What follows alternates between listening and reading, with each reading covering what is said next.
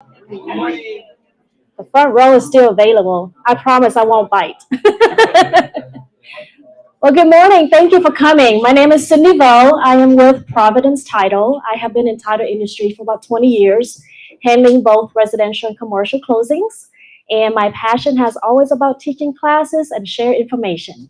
So last month we did the commercial boot camp with the introduction to commercial sales. And so every single month we're going to have the commercial workshop. For any of those that are new to this class and you did not have our flyer for the whole year, let us know and we'll send you the flyer. So for today's workshop, we will talk about everything you need to know for land development and construction. Okay, so if you can take a picture of this, you can get a copy of our slide for the presentation today. And then once you're done, I'll go to the next slide where you can take the QR code for the Q&A at the very end. The class will run between now and about noon or 12:30, and then we'll have lunch, and then we'll take everyone on a site tour. And that will be the same thing on every single month on different specific type of commercial properties.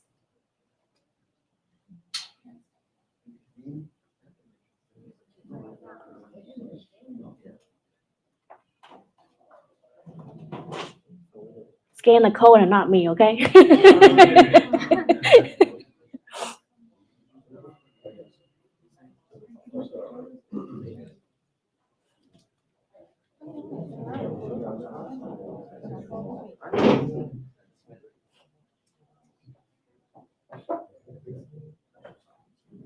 Okay, we're all done.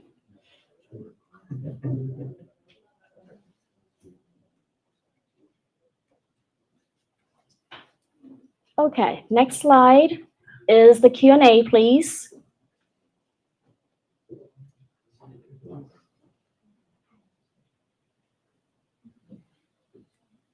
Your seats here.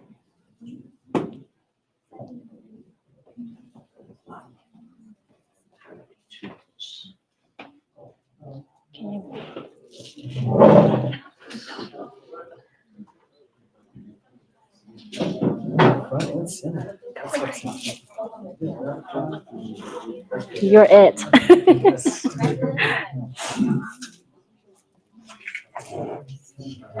There's some seats up front for those that just come in.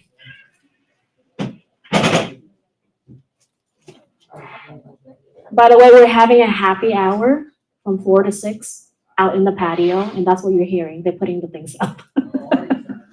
Party time. First class, lunch, tour, and then party time. Can't get any better. Okay, if you're done with this, so I'm going to share with you the agenda for today, a lot of information. And so that's why, if you have any questions, just ask at the very end.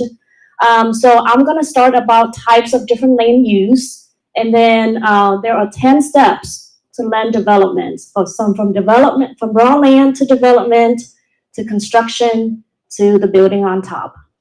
And then I'll show you how to fill out the commercial unimproved contract.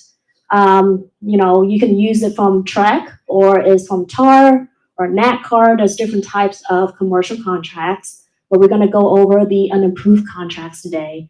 And then what to look for when you receive the title commitment from us, and how to review not review, but how to look at the land survey and what are things on there, okay? Any questions before we start? All good? Okay, perfect. All right, so as you know, when it comes to land, it's just like a blank canvas, right? There's nothing on there. So in fact, out of all the real estate properties and transactions, when it comes to land, is when the realtors or agent get sued the most. Why? Because it's raw land. You have to find all the information and you have to have all the knowledge, and you learn about the land before you talk to your client, right? Versus all the other types that we're gonna discover and talk about the other months, like apartments, hotels, everything has a structure on top, right? This one is just raw land. So for example, I had a closing and the buyer's agent told me that she's going to start suing the listing agent. And I was like, what is going on, right? Because what happened was the listing agent, when he listed the piece of land, and this is a residential land, but he said that you can put a mobile home on there. Okay, so I cannot disclose her this information, but the contracts have fell through 5 times already. It's because of the disclosure he put it on his listing on MLS that you can put, it's a small, tiny lot, and he said that it's designed for manufactured home or mobile home. Well, what happened is, whenever they put the contract in, they contact the city say, this is not for mobile home. In fact, we never allow it to have any mobile home on top of it. So that's why she called me and started asking questions. And I was like, well, I'm sorry, but I cannot disclose more information, right? Because I'm the third party. But she said that I'm going to start suing the listing agent for inaccurate information. Okay, so that's what happened when it comes to raw land. So there's several different types of land use. Okay, there is residential, and of course that's a piece of land is going to build a home on there between 1 to 4 family. Residential portion of government-owned land, local, state, or federal, but just for residential 1 to 4, and this is when you use the 1 to 4 tract contract. There's also land use for commercial. Okay, so this is what you can build any types of commercial, even for residential that is more than 4 units. Okay, so it's a small, it could be multiple duplexes together, but total is more than 4 units. But it's for, land use for properties and the sell goods and services of financial profit, such as shopping, retail, health, personal services like medical offices, beauty salons. So most of the time when you see the commercial, it would be like retail, shopping center, shopping mall, apartments, office buildings. Those are all considered as commercial land use. And then the next is on agricultural. It is land use for planting, growing, cultivating, and harvesting of crops for human or livestock consumption of pasturing or yarding of livestock pastures, greenhouses, plant nurseries, and farms. So land use for farms, agricultural. Okay, so we'll go more detail when it comes to those type of land use later on. Recreational is land use for recreational or leisure purposes such as children play, sports, fishing, hunting, and theme parks. And then last but not least is for transportation. We're really wondering what is land use for transportation means. It's basically land use for transportation that is accommodates pedestrian and bike safety and mobility, enhances public transportation service, improves road network connectivity. So when the piece of land that they use for, let's say, the subway, right? That's the land used for transportation, okay? So there are many of them, and today we will be specifically talk about commercial land use, from raw land to development to construction, and then the post-construction, all the details and steps. So next I'm gonna discuss with you about 10 steps of commercial land development. There are many parties involved, and then I will share with you, if I were you as an agent representing my client when it comes to land transaction, what are the things that I need to know, right, beforehand? Because who's in here does commercial? Okay. Have you done land commercial before from development, right? So as you all know, commercial is a different type of animal, right? It's not easy. It's, residential is 1 to 4 most of the time. When you deal with your clients, is a lot of emotional involved. But on the commercial side, you're dealing with professionals, business owners, right? So that's why there's not a lot of people in commercial yet, is because it requires more knowledge, more experience, right? More education. And so basically, before you doing the search for land for your client, there are some factors that you need to consider, right? First of all is the location search. What are some of the factors? the nature of the soil. Okay, so soil test, and why it's very important. The water supply, does that piece of land has utility already or not? And if it doesn't, usually that piece of land, the value of it will be much less than a piece of land that already has utility, because it will cost you much more money to add the utility, right? So by knowing this information, if the piece of land does not have utility yet, you have to find out, in order to put the utility on that piece of land, what is the cost? Sometimes, even though the land does not already has the utility, but there's a utility close by that they can connect, right? And when they do that, it's cost less than there's no utility close by at all. So those are some of the factors. And then let's go back to the nature of soil. What does that mean? Like, there's some types of soil that you cannot put structure on it.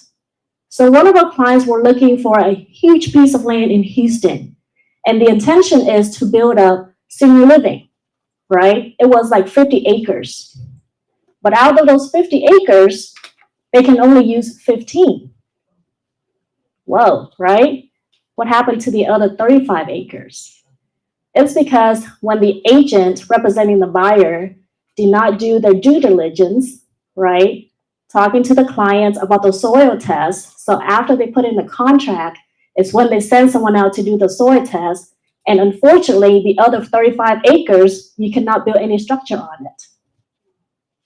Okay, so then it comes to termination of contract, etc., during the due diligence period. All right, the next one is the proximity to certain buildings, right? What are some of the buildings that you can actually build on top of that piece of land? Just because it's commercial land, it doesn't mean you can build anything on top, right? And we'll go more detail. Accessibility, demand on the spot. Like, once you put something on there, what is the demand for that purpose of that building is going to be on there, right? And then last but not least is the zoning. This is very, very important. So let's say that you represent your buyer and you're looking for a piece of land to build apartment. But however, on the listing, the zoning could say residential or commercial. Even if it say commercial, it doesn't mean that you can build apartments or any commercial properties on top. So if I were you, and this is what I usually help the agent, because usually we as a title company, we have a lot of resources and contacts. So we would do you a favor by contacting the city directly and talk to them, say, Mr. So-and-so, I have a client looking to purchase this land and they want to build an apartment on there. What can you confirm the current zoning? So then they will say, yes, it's commercial, and they will send you an actual list of what properties can be built. So what if on the list, the apartment is not on there? That means you cannot build, right? Maybe, okay? The reason I say maybe, because the city can do what is called rezoning. Okay, so if it's commercial, it is not fit to build the apartment on there, but you present it to them and you ask them, can this be rezoned to build apartment? Then they will say, yes, this is the steps. They'll give you the instructions to send all the stuff in, and they can rezone, right? So we were working on a piece of land in Seagoville. We all know Seagoville is, right? It used to be the lot, oh gosh, rural area. But now it started to boom. So there's a piece of land in there. It is currently zoning as residential. But our clients wants to come in and wants to build a mixed use. So apartments, shopping centers, gas station. And so I contact the city directly and talk to them about it. And they say, well, no, even though it's currently zoning as residential, we are open to build pretty much anything because we want the city to continue to boom. Okay. However, the only thing that we do not allow to build is industrial, like body shop, warehouses. But other than that, you can build pretty much anything. And then they'll give you the instructions. This is what we need. And then the turnaround time, because they're so aggressive about it, right? Turnaround time, can you believe it, to rezone 3 to 4 weeks? So I was able to hop on a national Zoom meeting with them and start asking all these questions with my agent and then their investor as well. So we all did this. We find out they're happy with it, they move on. Okay. And then what are some of the questions to be asked? You as an agent representing your client, right?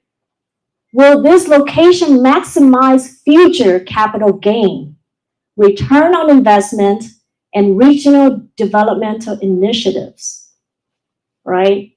It's very important. If your clients wants to build a shopping center, you gotta make sure what to put in that shopping center, and if that conflicts with the area already or not, right? So for someone that wants to build up, let's say, a storage, but there's no apartments between or around it, there's no reason for you to build a storage. Because why? The purpose of a storage, a lot of people using storages are because they live in an apartment. They have no garage. So they will need to rent a storage to put their stuff in there, right? Especially us Asian people, we hoard all the time.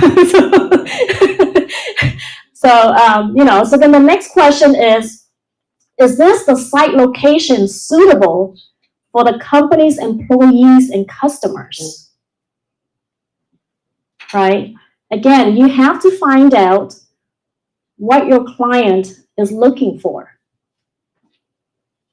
Tom, find me a piece of land. You'd be like, okay, Cindy, what are you planning to build on there, right? I want to build a hotel. Okay, which location? You would normally ask me, right? But if I'm from out of state, I was like, well, you're an expert. Find me a piece of land that I can build a hotel that I can have capital gains, right? Have business start running. Then you're going to have to do your due diligence, what's around here. And I can tell you right now, hotels in Houston are going down here right now after the pandemic, right? That doesn't mean that hotels are not in right now. But that's when you should know the value of the hotel in areas like Houston cannot be comparable to it's up here. Okay, so there's a lot of factors in it. And then next is, does the land come in the valid council planning zone for the intended activity? Again, zoning, right? If you need to rezone, and if you're new in this, again, you're the real estate agent. I'm the title company. We're not attorneys, right? We don't work for the city. There's a lot of things that even if we know, we cannot advise our clients. So when it comes to rezone, I would suggest for you to recommend a rezoning attorney that can help your client work with the city directly to rezone, because believe it or not, those attorneys, they already have connection with pretty much all the cities surrounding, right? So my new office is in Richardson, off of Plano Road in Arapahoe. The developer is actually the rezoning attorney.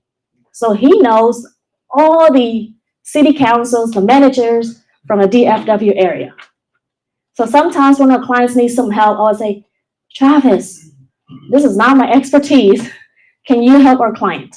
And he's like, sure, just connect me and I'll find out.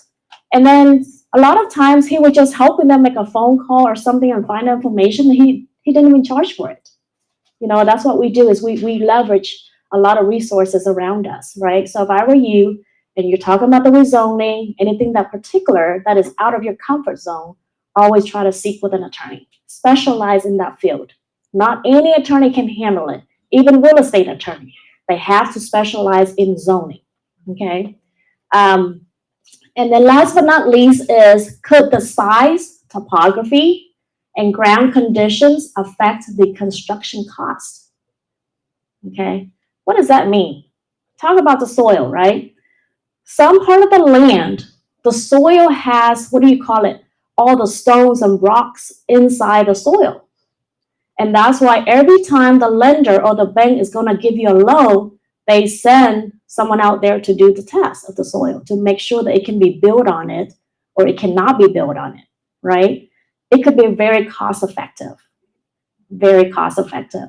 So these are some of the things that you need to know and you need to be aware. And these are factors. You need to remember these kind of questions to ask yourself when you find a piece of land for your client before you present it to them. Do your due diligence before present it to them. Because you don't want to later on that they come back and say, well, Cindy told me this and now I can't build this, right? So just be careful when it comes to land. That's all I'm going to have to say, okay? And excuse my sexy voice, my allergy is bad today. Okay, so then once you find a piece of land, then what's happening next, right? Planning and development. Sounds like fun, huh? Planning and development. Okay, I will share you with all the details and then I will give you some tips. Okay, if you are the agent, then who are you supposed to be connecting with, working with to help your clients build? So then first of all, is start with the design. Okay, so I'm going to have the commercial bank, my friend, come up and talk about all commercial loans, starting from land loan, development loan, and construction loan. But in between of this, because I'm talking about 10 steps of development and construction, I'm going to add in some of the information in there and he'll go more details about it, okay? So basically, a lot of people don't know that they can borrow money to buy land. Do you know that? A lot of us will buy land with cash, and then they go to the bank. The bank will use that piece of land as collateral, then they give you a loan to develop or construction loan, right? But there are banks out there, like the one that's going to present it to us later on. He does from land loan to development loan to construction loan. So then that will help your investors so much because then they don't have to put all cash in up front. Because what I find is a lot of times those investors, they are running out of money in between because they put all the money in the land already, right? So let's say you close on a land, or sometimes your clients may already own a piece of land. Then the next step is to hire a design build commercial construction services. Not any designer, the one that specializes in designing and building commercial construction. Okay, who are those people? The architect, the land developer, the project manager, the general contractor. There's going to be a lot of different parties involved in the land development construction project, okay? Then they got to come up with a good construction plan. Estimated expensive. That is very important, especially during the pandemic. Lumber costs, right? Everything's going up right now. I heard it's kind of slowed down a little bit and kind of go back down to almost normal, but it's still not less than what it's before. It's still very high cost, right? So there's many construction projects are still in the pending mode right now because of the cost and the interest rates and all that stuff.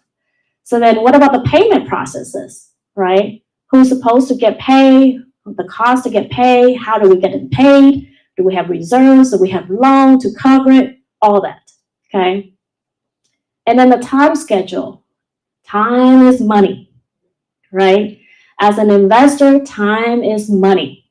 You get it built and within a year or 5 years or 10 years, that's a whole different story, right? Because a lot of times the investor getting this loan is interest only. So they only pay interest. The longer it takes, the more interest they're paying, right? And then it depends too. So let's say if I want to build like an apartment or a single story, a single family homes, like a whole subdivision. Usually the time for residential is what? Like right now, from springtime to summer, right? That's when people buy a lot. But if I build a bunch of homes and my expectation time, it should be, let's say January or February, so I can start reselling. And now it's going to like September, October. Everybody's in the holiday mode and kids are in school. So the ratio of purchasing new homes will be delayed. And what that means as an investor / builder is, and this is also a trick if you went to my last class, this is a trick when it comes to builder.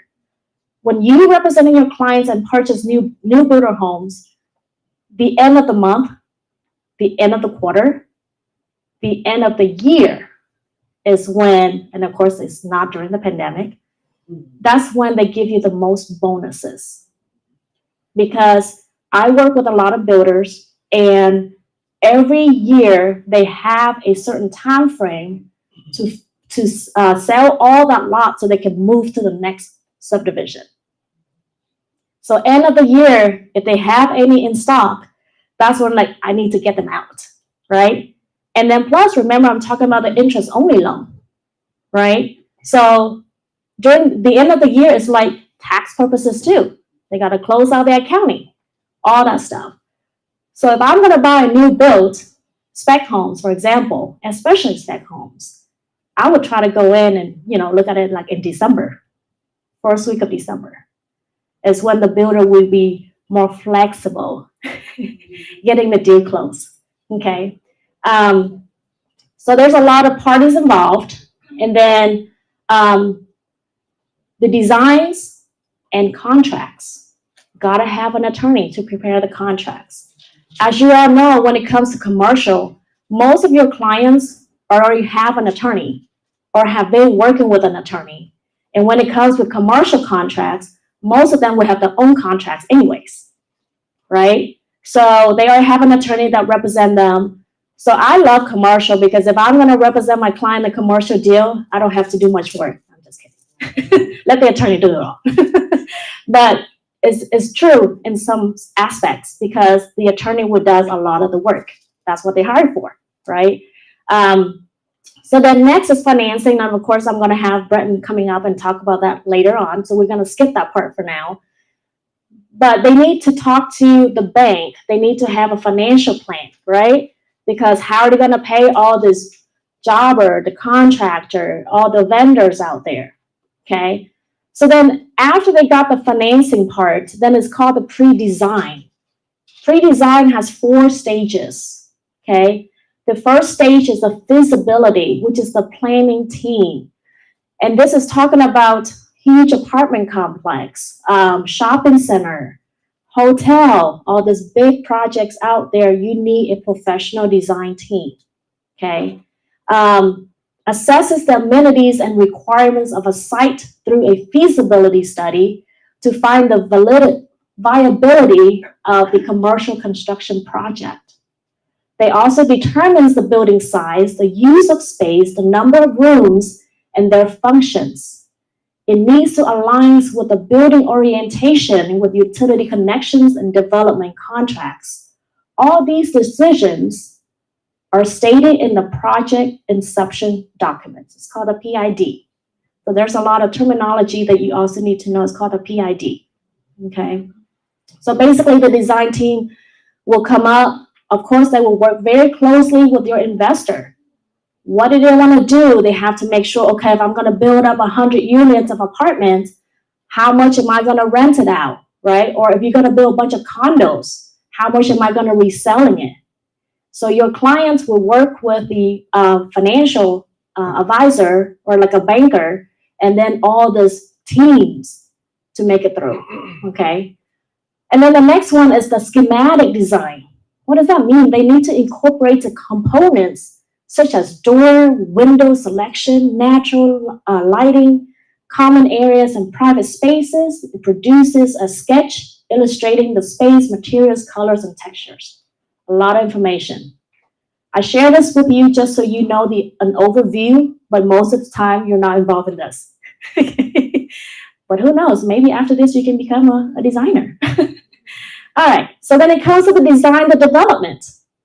They have to do the research, they have to investigate, they calculate types and costs, equipment, and materials. This is a lot of work, huh? A lot of work. Okay. And then continue to the pre-design stage is the contractor documents. This is when you have to have an attorney involved because they have to be the one that prepare the contract. What kind of contracts are we talking about? It's not a purchase contract, right? It's the contracts with the vendors, with all these parties involved, with the architecture, with the project manager, with the general contractor. There's a lot of different contracts involved. And then the final code compliant drawings and specification. Contractors make decisions on bidding offer or not. So after you have the design, then you send it to the contractor, and then the contractor will give you a bid. And normally you don't just give it to one general contractor, you're going to have to send it to several so they can bid on it. And what are some of the factors when they look at it and give it back to you for the proposals? Cost, not only that cost, remember the factors I shared before? The time. What is the time frame? The deposits, right? And then also, if something is not happening at the right timing, how are they going to make up for it? That's very important as well. When it comes to general contractors, you got to make sure that these are good name company out there and not just drop the job in the middle of the job, right? Because if they do that, then there's going to be a lot of liens involved. There's going to be a lawsuits involved. And there's just a lot of headaches.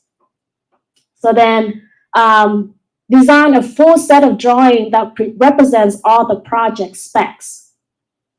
Okay, so who does what? The architects and designers will create official blueprints and building models. Different engineers will be consulted for their specialized work to stay in compliance with codes and make sure the structure has integrity. Types of engineers. There are several. The structure engineer takes the responsibility for building's overall structure. The civil engineer takes responsibility for structural design aspects like parking lots, drainage systems, water supply, and other structural connection. Mechanical engineer oversees in the installation of the air conditioners, heaters, plumbing system, and elevators. And the electrical engineer creates electrical design and layout that constitutes the writing plan, power distribution placement, and electrical installations. So you're going to hear this word a lot. It's called the MEP. MEP. Mechanical, electrical, plumbing. Okay? So the architect will come up with a drawing, blueprints, and then the MEP person will comes in and they need to place where all the MEP needs to be. Okay? Some people out there that I know can do the MEP, but they're not the actual MEP because they have to have the stamp to stamp on it as an engineer. Just because that someone can do the work, that doesn't mean that it's official. It has to have a stamp on there, okay? But because otherwise, when you submit it to the city, they will reject it. It's not official, okay? Threshold inspector, 3 or more stories. So when there's 3 or more stories involved, this is when there's a threshold inspector will be participating. And what they do is they conduct structural inspections during the construction stage. Okay.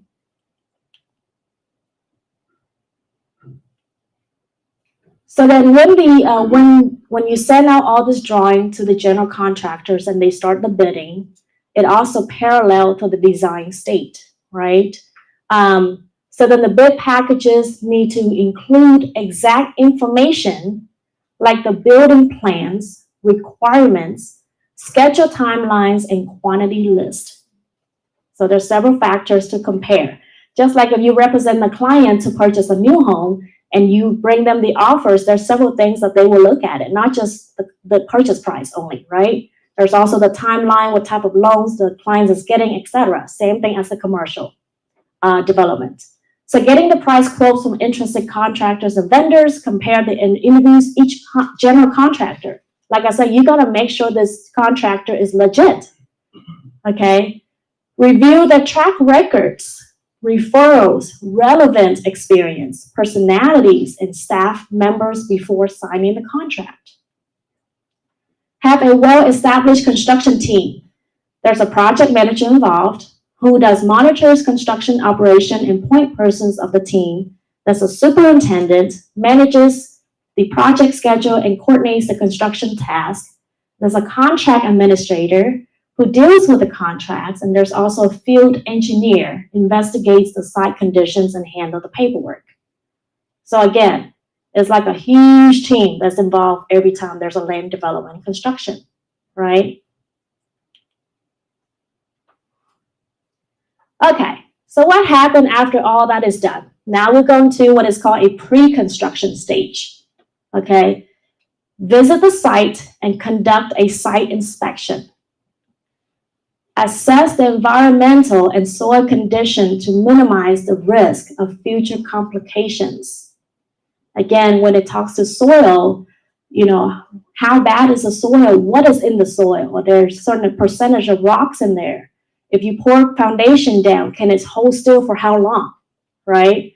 Because whenever you do this, it's not just a matter of short period of time, it's always a long-term investment.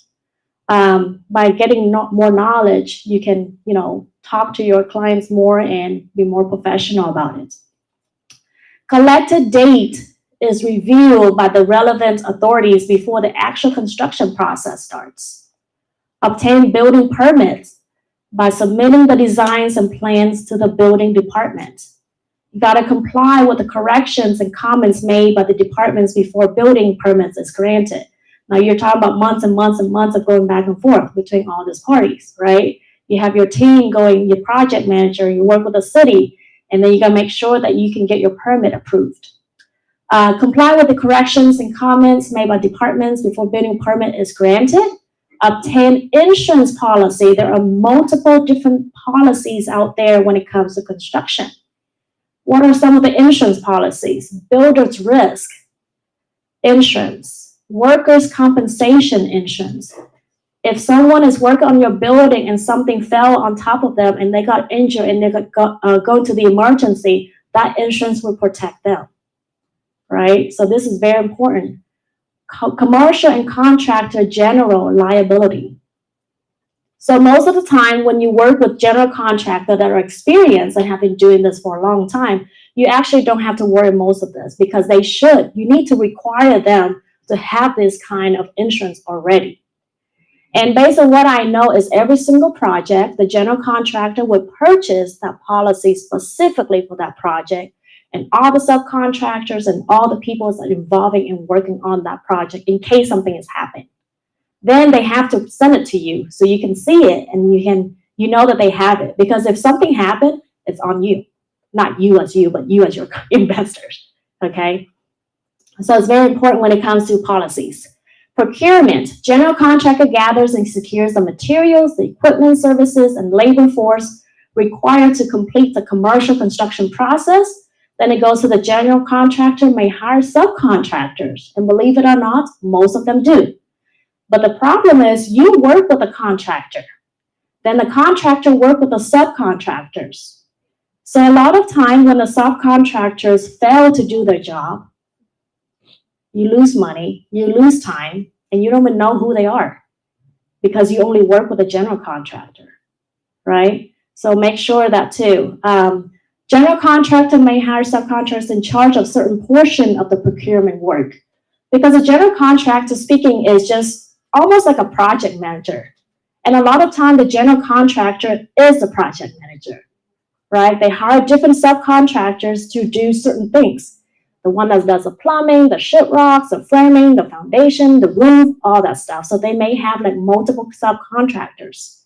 And usually it's not best for the general contractor to also be the project manager, right? You always need someone else that is like a third party, not involving in that kind of transaction to manage the project. Okay, now here comes in construction. So you got everything done, you got the materials, and now construction is ready. But before that, the construction site is prepared by removing vegetation, excavating the site, incorporating a drainage system, building temporary storage facilities, and arranging essentials such as power, sanitation, and water. Inspection is conducted of the structure, utilities, HVAC, and electrical systems. Gotta make sure everything is inspected and approved before you actually pour the foundation. And then the foundation is laid, followed by concrete pouring, steel erection, framing, roofing, exterior and interior works, the landscapes. Lots of steps. Okay, so usually the construction process will take forever. Didn't want to scare you, but it takes forever. Our new office, we were supposed to move in March of last year. Not last year, the year before. It was only delayed a year and a half, no big deal. Our lease was up, so we were like homeless. We do our closings on the street. No, I'm just kidding.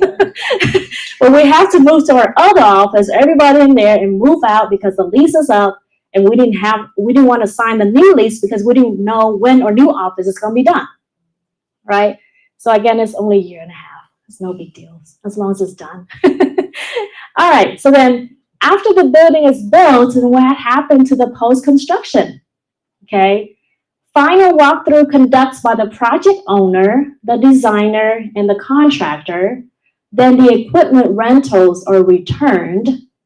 Work site is cleaned. Waste is managed. Final inspection is performed by a building official, the city. Certificate of substantial completion is acquired and certificate of occupancy is issued. Yay! We also call that what? A CO, right? Same thing as when you're representing your client purchasing a new home. CO. Because even if they're ready to close and they don't have that CO, you cannot close.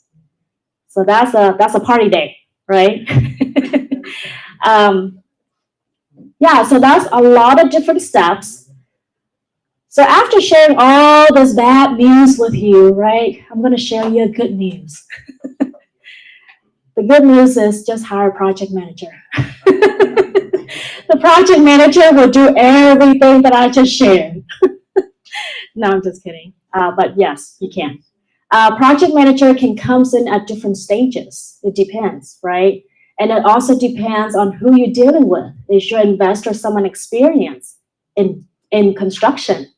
Or someone brand new that you got to hold hands, right? Well, you don't want to hold their hands. I've tried that before as a title company. It's a lot of work. I was like, that's way over my escrow officer's hat, you know? But, you know, you always try to help clients. And then I was like, oh my gosh, I need to get paid on all this stuff, all this work. So then I found this, some companies I was able to connect with them. And they say, Cindy, this is the services that we provide. And I was like, oh my gosh. You're my lifesaver, right? Let me introduce you to all my clients so that I don't have to go worry about, I need to focus on this closing, right? So again, what makes you difference if you learn all this stuff now? When you talk to your clients, you can be professional, right? Because let's say if I'm new and I'm like, Alex, I'm going to do this, but this is my first time I'm building a commercial property. Do you have any idea? Because I don't. You know, then Alex was like, you know what? It's not my specialty, but I know someone who does, right? Let me connect you with a project manager or something like that, or let me connect you with all these parties because this is who you need to work with. You know, engineer, you know, lender, and, you know, the project manager, the general contractor. At least when you have a general idea of what you're doing, again, you look much better in front of your clients, right? So, of course, all of this that I just shared can't be done without money, right? We need money. So I'm going to bring up my friend. He is with Citizens Bank. He does land loan, development loan, construction loan, and he is great to work with, and he's going to share everything you need to know about the loans. Can you please help me welcome Mr. Brett Mariani? He's not a bachelor. No, I'm not. No. You remember from last time. Okay. Right here. Sure. Sure. Oops.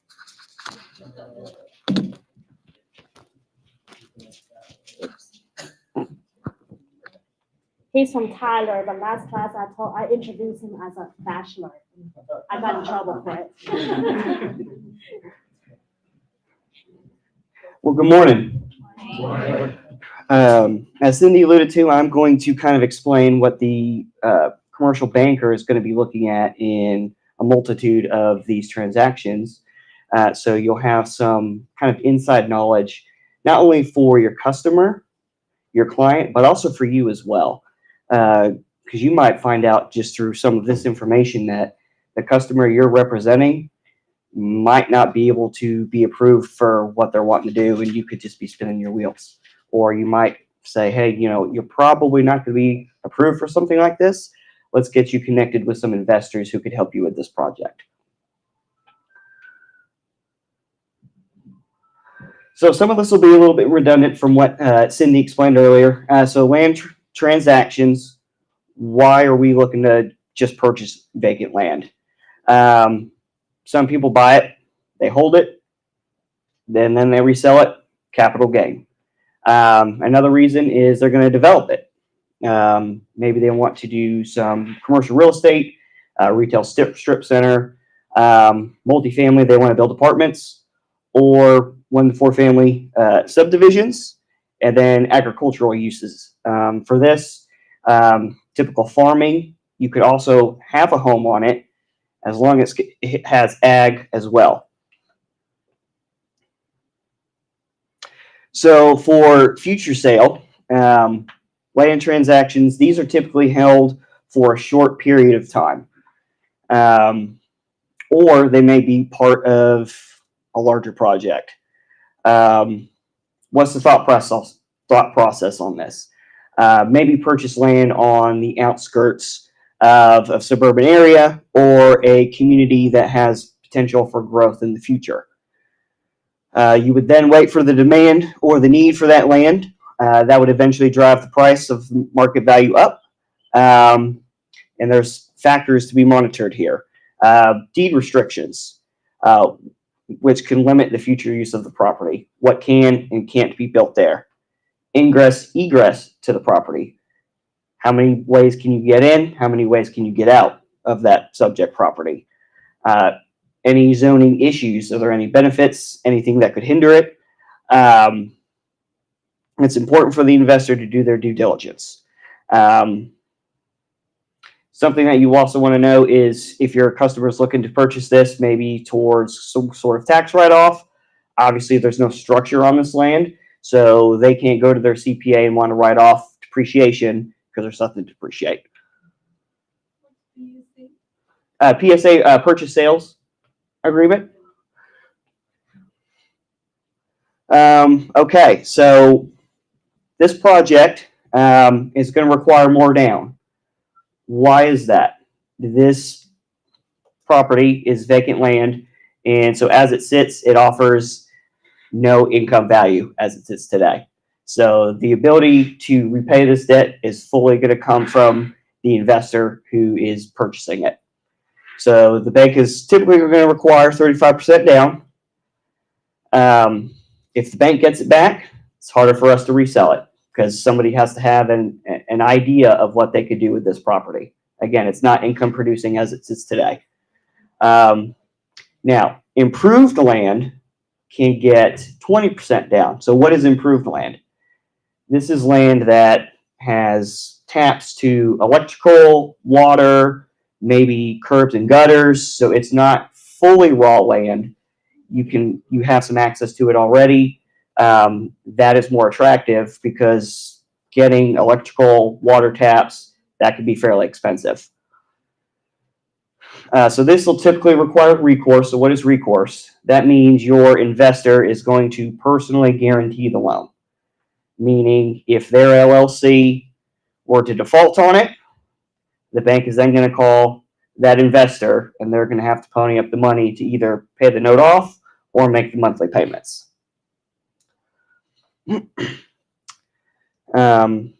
So what are we going to do? We're going to underwrite the company. If the company is a company that was built or created just to hold that land, then we're going to underwrite the investors because they're the ones who have to repay it. Again, this land brings no income value.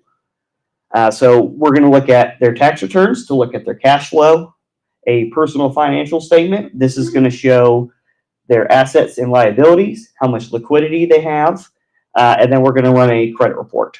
Minimum credit, 650, and any partner in the LLC who has 20% or more ownership of the company is going to have to be included as a guarantor. What kind of terms are we looking at on just raw land purchase?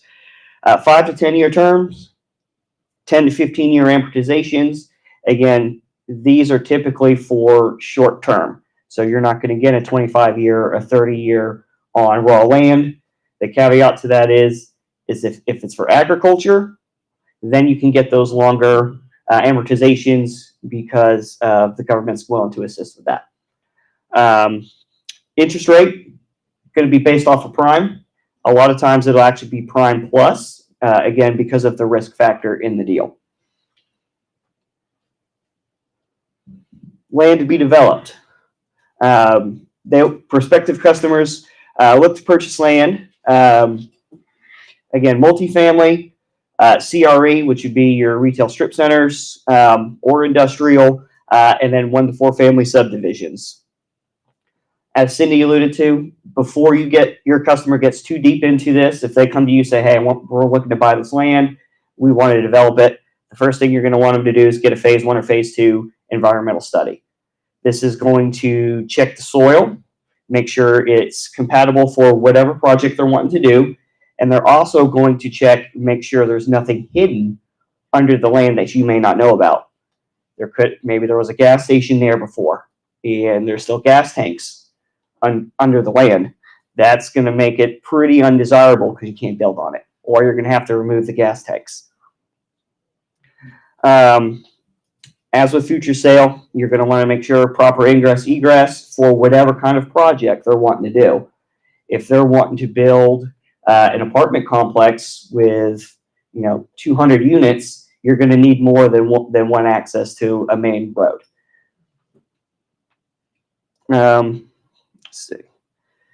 Something else you might think about. If it's not zoned for what they're currently wanting to do, maybe it's zoned for residential, but they want to build multifamily. Kind of what Cindy alluded to, you can talk to the city beforehand, maybe go to planning and zoning committee and explain what you're wanting to do and see if that's something that they would be willing to accept as part of your due diligence. I've seen deals where we've had to terminate a PSA because they wanted to build a subdivision. It was not coded for that. They came to planning and zoning committee turned them down because they didn't want that kind of home in that area. Killed the deal. And that wasted everybody's time. That's too much process. They could have figured that out probably in one phone call.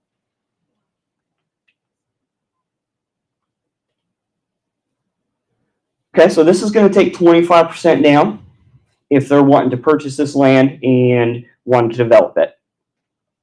This is going to require recourse. Again, it's raw land. It does not bring any value to income. So if the bank gets it, somebody has to have a bright idea to want to purchase it and build something else there. So what we're going to do is we're going to place this loan 12 to 36 month interest only. Why do we do that? That's going to give you time to get with architect, the engineer, all of those people Cindy talked about earlier who have to come together and help build the plans to bring this to construction. So what happens when you get your construction loan? Well, the first thing the bank is going to do is they're going to pay off your land loan. That is going to be the first draw of the construction loan. So you will not have two loans. That one will go away, and then you'll start paying interest on the new loan on the construction loan. Borrower minimum debt service coverage ratio 1.20 times. That means for every dollar they're spending, they're making $1.20 back. And the ability to repay again, because there's no structures on this, comes from the partners. So you're going to want to vet your client, your customer, your investors. Do they have enough capital to put into this project? Do they make enough money to be able to sustain the project until it's built? Maybe it's multifamily, and then you're getting rent income. Loan interest typically priced at prime, sometimes floating, sometimes prime plus. Again, it's going to depend on the risk profile of your investor. Construction. What we see a lot of right now is land for construction is for subdivisions. Northeast Texas is growing rapidly still, and the need for homes is still high. And so we've been doing a lot of this.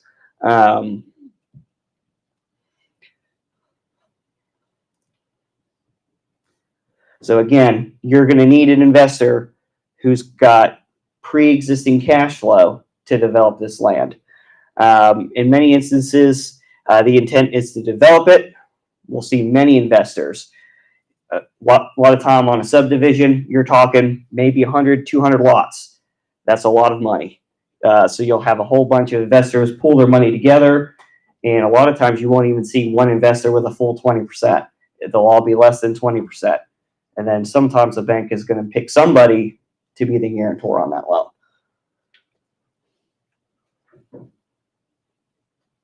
Development loans. These are probably the hardest ones to get approved. These are purely, as a bank would say, speculative in nature. This means someone came to you with a bright idea of what we would like to do, and we build it, and we hope somebody's going to come. These loans are designed to assist the costs towards the construction of the infrastructure. So this is not vertical. This is just for, do we need to develop road, street, gutters, water taps, any electrical coming in, soft costs. What are soft costs? That's going to be the cost to pay your engineer, your GC, anybody who's going to get that information up front, so you can pay them. This can also include demo, if there was already a pre-existing structure, tree removal, and the other things that I had mentioned. So, what are construction loans for? Multiple things. A spec home. A spec home is just a residential home with nobody intent to buy it before they break ground. They say, hey, I'm going to build this home. It's in a nice area, and I think when I'm done, somebody's going to want to buy it from me. Again, speculative in nature. Rentals. This includes duplexes, triplexes, townhomes, condos. This has been very popular in our area lately, again, because of the need of housing. And with the higher interest rates, not a lot of people are getting approved for home loans right now. They still have to live somewhere. We've been doing a lot of this. Multifamily, apartment complexes, and then your commercial real estate. Okay, a lot of people don't know this. You can actually close both loans at the same time. You want to buy land, you have an idea of what you want to do, you've got your plans together, you don't need two closings. You can do it all at once. What do you need to do that? Well, the bank has to get that property appraised. We want to make sure that you're protected and we're protected, that the property value is there. So you're going to have all of your plans, your specs, your engineering, your costs, all of that up front. We give that to an appraiser. He will look at what you're going to build.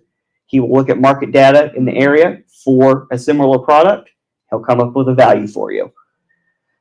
This is typically done more so on a vertical construction, not so much on infrastructure construction.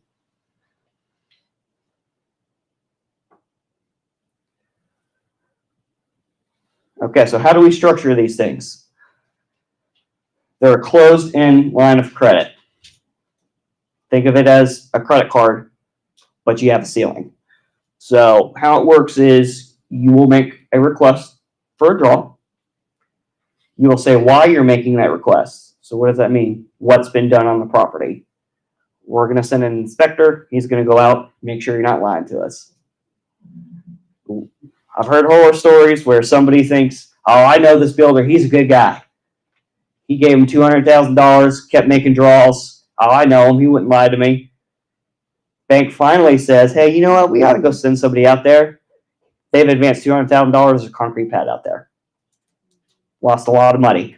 Now, the bank either has to sell that property with a pad already there, meaning you're going to have to build it pretty much just like that, or the bank's going to have to use their funds and build it themselves and sell it as a spec home.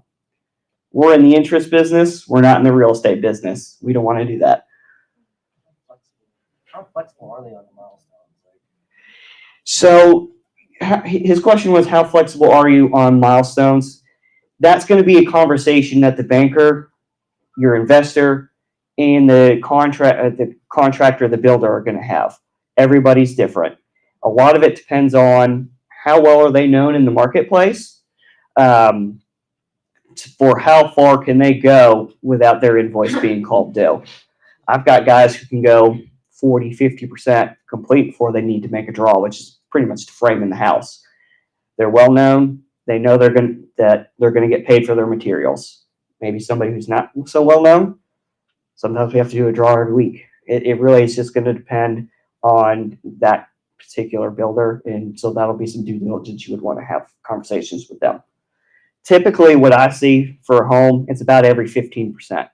So the first draw is going to be for your concrete pad, and then you would get to framing, and then to roofing, sheetrocking, things like that. So about 5 or 6 draws for a typical builder. Contingency. What is contingency? That means we've got 10% set aside that we're going to lend you. You can't touch unless we need it. We use this a lot, unfortunately, during COVID, when we had plans, specs. How much is this project going to cost me? Next thing you know, lumber's 3 times the price. That's why we have this here. So you don't have to call your investors and say, we need more money. What if they don't have any more money? So that's why we stick this here. Very important to have. Okay, so you say, hey, we want to draw. We're going to send the inspector out there. Third party, your customer's going to pay for it. Typically, it's about $100 a draw. They're going to go make sure that everything you say is done has been completed. Or if you've made a draw for lumber, they're going to go make sure that that lumber is either at your customer's warehouse or it's on the subject property. So this is an example of what a draw schedule would look like. So what the bank is going to do is they're going to take your customer's cost breakdown and they're going to put it in some sort of Excel format. Here's the initial budget for each line item. I know it's a little blurry here. See landscaping down here. We've got $3,600 for it. Change order here and final budget. What's a change order? A change order is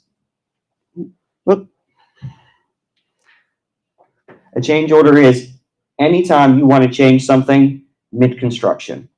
You say, hey, we wanted to put tile floors in here, but now we want to go with wood. What's probably going to cost more? What's the difference of that? You're either going to have to pull that out of your contingency, or your customer is going to have to bring the additional funds to pay that invoice.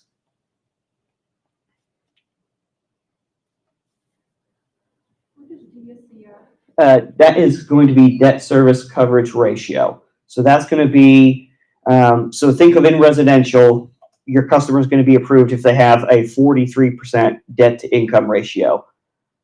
For commercial, we use debt service coverage ratio, which you need to be 1.20 times. That means for every dollar you spend, you're getting $1.20 back. If you kind of do the math backwards, and what kind of a DTI does that look like? It's about 80%. But it's not based off of your customer's personal cash flow. A lot of times it's going to be on the global cash flow. Maybe he's got 4 or 5 different businesses that funnel money together. So what are we looking at here? So we're going to place this on a 12 to 24 month interest only structure. This is going to be based on the need and the complexity of the project. If the land was already financed, again, they're going to use the first draw to pay that note off. That way the bank is in first lien position on that subject property. Again, the ability to repay is going to come directly from the partners because the property is not built yet. So we're going to obtain personal tax returns, PFS. Now here's the difference on a deal like this. We're going to get a pro forma.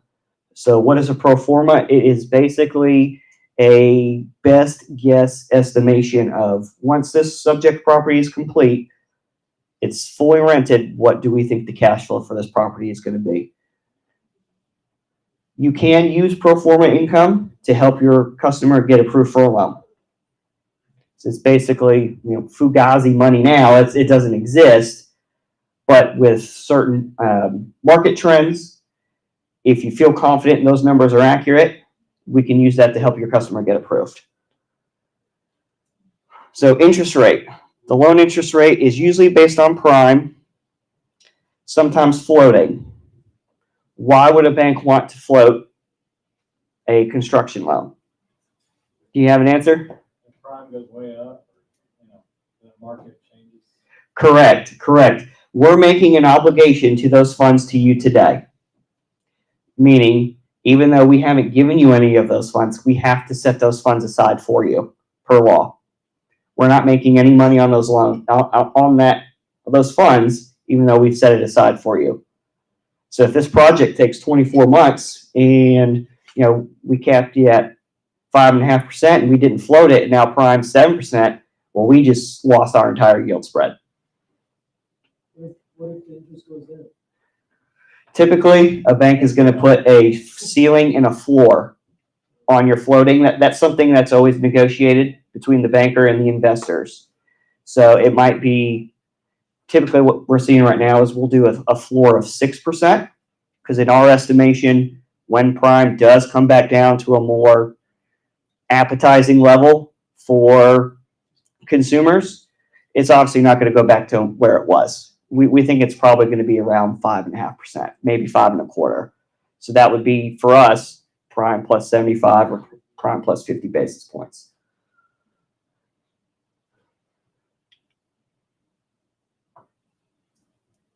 Okay, so we've purchased our land, we've gotten our construction loan, we've developed our property. Now, what do? Because we're still sitting on a stagnant interest-only loan. We're not putting anything towards principal. We're just giving the bank money. What do we do now? Depends on what kind of project you had. If you have a subdivision, if you built a subdivision, you're going to have a certain amount of lots. Those lots are now your collateral. So instead you had one big piece of land that was your legal, and now you've got, say, 50 separate lots. Now those are your legal descriptions. So you have to do what's called a lot takedown, because this customer then wants to sell that home so they can make money on their spread. Well, we have to release that. So we're going to pre-negotiate what is called a lot takedown with your investor, meaning we sell this lot, you sell the home, we're going to have to be repaid to make sure that our LTV margins stay consistent as our collateral continues to diminish as you sell it away. So how are we going to come up with that formula? The formula is the 75% rule. So I got an example here for you. I wish I had $100,000 in 20 lots. We'd be making a lot of money. But say you got a loan amount of $100,000 and you've developed 20 lots. So we're going to say, okay, so 75% of 20 lots is 15 lots. So we're going to say we want our loan paid off when 15 lots have been sold. So that means the last 5 lots for your customer, they're going to own those free and clear. 100% profit, other than whatever their infrastructure cost was. So we're going to take 15 lots. We're going to take $100,000, divide it by 15. That's going to come up with your lot takedown number, which is 6,666 repeating. Does that make sense? How a bank would come to that? Again, once they've sold 15 of them, the developer owns the 5 lots free and clear because the loan's paid off.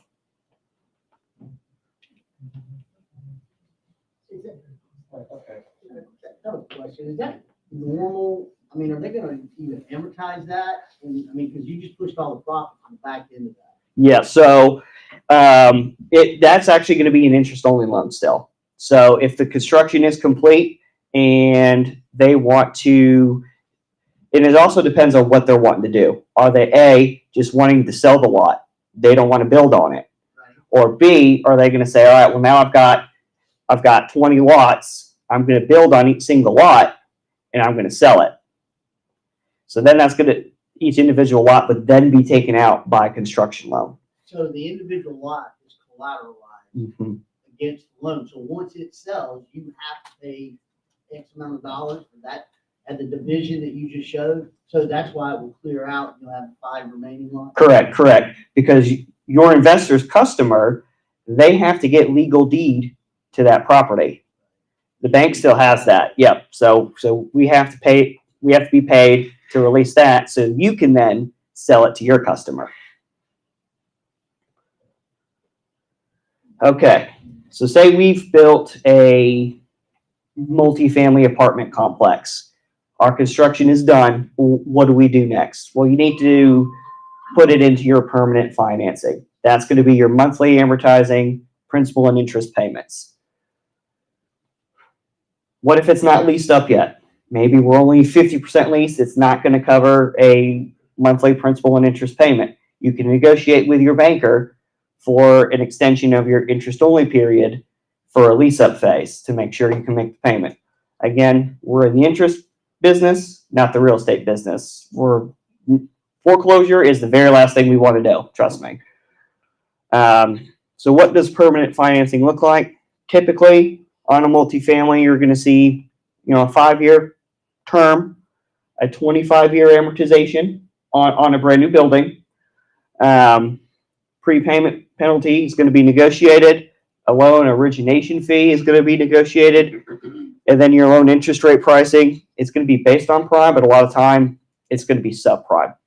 The risk is less. It's been built, and we want to keep you as a customer, so we're going to give you preferential rates at that time.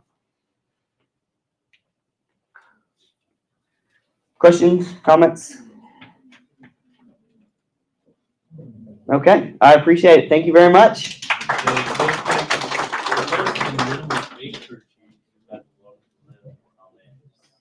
So there's no minimum. No minimum, no sir. So if you wanted to buy a small lot that's 0.2 of an acre, we can do that for you.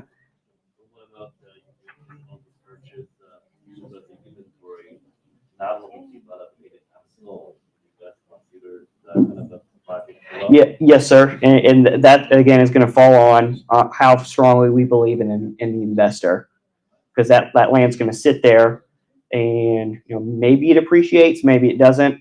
But if we get it back, again, somebody has to come with an idea to build something on it to buy it from us. So a little bit more risky. So it's going to be based off of the investor. Yes, sir. Giving your contact info. Yes, sir. Yeah. I've got cards. If you want them, come see me afterwards. I'll give them out. Thank you. Thank you, Cindy.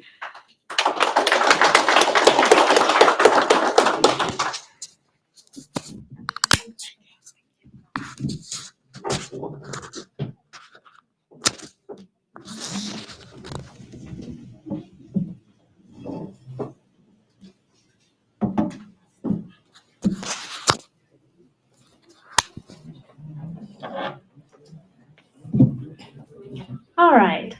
How does Brett did? Good, right? He's amazing. So I have all of your information. What we're going to do is after the class, probably like tomorrow, we're going to send an email out to everyone with all of our contact information in case you need something. I do want to go back and add on to what Brett mentioned about lots takedown, and just from the title company perspective. And so whenever there is construction loan, we always have what is called a down date, right? They will hold the funds for the different phases. So when we work with a bank like Brett, we would ask him, how many down date endorsements would you need? Because he'll be the one that know more information of when they're gonna start paying out to general contractors, subcontractors, or different phases of the construction. And so like when Brett mentioned is, before they do the draw, they will send an inspector out, right? So on the title side, we have to do the bring to date. Make sure there's no liens out there that is added on. We call it the mechanics and materialments liens, right? So if a subcontractor didn't do the job, not happy with the general contractor, quit on the job, they file a lien against it, okay, during all this time. So we have to make sure that there's no other liens in between, and then we issue what is called a down date endorsement. When everything is verified from our end, and then he has verification from his own inspector, then that's when he do the draw. Okay, because we're gonna make sure that there's nothing out there before he fund the money and pay out. And that goes through different phases, right? So sometimes if they say, we're gonna have 7 draws, that means 7 down date endorsements. Okay, so we will have to collect at closing, and then we'll do a bring to date, and then we will continue to work with the bank until all the draws are done, until the construction is completed. Okay, and then also on the lots takedown, like Brett mentioned, let's say, remember the amount that he mentioned per lot to be paid off is 6,666, right? $6,666 per lot. So what happened is every time the builder close on one lot, we will pay to the bank that 6,000 with all the 6 numbers. We call it the partial payoff, right? So when we do the partial payoff, they will have to sign what is called the partial release of lien. Release of lien, payoff is pay off the whole lien. The release of lien is to release the whole lien, but this is partial of it, part of it, right? Because he has 20 lots. Remember, there's 20 lots. Well, he only paid 15 lots, but he may not pay, the builder may not pay 15 lots at the same time. Because as the builder comes in and choose a lot to build on, it's lot per lot per lot. So every single time we close on each lot, we will get a partial release until all those 15, on the 15th lot, that's when they would sign us what is called a full release of lien. Okay, so just FYI. Yes. I got a question. When you submit an, when you submit an offer for the land, what is the acceptable days for contingency? I mean, like. Good question. I'm going over the contract next. All right, any questions about that before we move on to the contract? Okay, great. I just want to say that was cool that I could do live ad right away. Oh, that is really cool. Okay, now you gotta have my information on there, right? No, just kidding. Okay, so again, when you work with commercial investor, most of the time they already have an attorney that prepared their own contract. Okay, but because it's land, there's 2 types of different land contracts. One is from the tract, but because it's commercial land, I would suggest you to use one of these contracts, and this is from the Texas Association of Realtors, or another one is called from NACCAR. Okay, NACCAR. So here is the unimproved property contract for commercial usage. And I will go over all the details of this contract and share with you, if I were you representing the buyer, what are the things that I need to look for, the days, the due diligence days that I got to put it on there, and vice versa. If I represent the seller, what do I need to look for and what days I need to make sure the buyers put it on there, okay? So let's go with section 1 first. This is the parties, it's parties, sellers and buyers. Now, one thing to remember is commercial. This is commercial. So your commercial investors will most likely form a different entity for each project that they do. Okay? So if you ask them, Cindy, what name do you want to be put on the contract for now? Don't be surprised if they say, just put my name as Cindy Vo. And if they tell you that, you need to put Cindy Vo and or assigns. That means, not necessarily mean I'm going to assign to another person, but basically the buyer's name is going to be assigned from Cindy Vo to Cindy Vo LLC. Make sense? So make sure you have to add and or assigns. Okay? And then you got to make sure that all information is on there. So section 2 is property. This is very, very important. I'm going to stress this again. It's very important when it comes to legal description. For residential legal description, you see a lot, what it called lot and block, right? Commercial, especially land, It's never gonna be lot and block, and we call it the meets and bounds. So it would say thence 45 degrees of northeast corner, etc. And it's a long legal description. And I'll show you that on one of the sample of the commitment. But also a lot of times, or sometimes, the land may sit on the border or on both cities and counties. Okay? If you don't put all information on there, I, as a title company, will not know because I'm not the one that write out the contract. And it happens before. When the piece of land or property is on both counties, and you only put one county on there, so what do? I go on that county CAT website, I pull the information down, taxes everything on that one county. Then what happened right before closing or after closing is when we found out there's delinquent taxes from a different county next door, right? So it's very important. And if you're unsure of it, put the Exhibit A, get the seller to give you the exact, accurate legal description, meets and bounds. They should have it. And if they don't, it's on their last deed, it's on the survey that they have. And if I were you, even more careful, have them provide you survey. Okay? Because land, the seller could be someone that inherits the land from the grandfather who passed away, right? And that person may have been told, well, honey, this is sit on 100 acres. It may or may not be accurate without the survey. Okay, so just make sure the legal description is very important. Section 3 is, as normal, cash portion, financing portion, sales price. But look over here on Section B. Adjustment to sell price. What does that mean? This is land, right? And I just mentioned about the accuracy of the size of the land. So they give you a couple options on there. The sales price would not be adjusted based on a survey, or it will be adjusted based on a survey. So imagine you're representing your buyer purchasing this 100 acres of land for $1 million. So what does that mean? $100,000 per lot, per acre, right? If the survey come out and it's only 50 acres of land, I'm been exaggerating, this is just 80 acres. Your buyer is supposed to pay $800,000, but now they end up paying $1 million. So if I were you and I represent the buyer, I would mark box number 2. The price will be adjusted based on the survey. And then the bottom of it is adjusted how? If it's just a difference of 1 to 5 acres, I'd be okay with it. If that's the case, right? But if it's more, then what is the amount per acre? That's what the section is for. Okay. This is only on an improved contract because the rest with the structure on top, it does not have that section on there. Okay.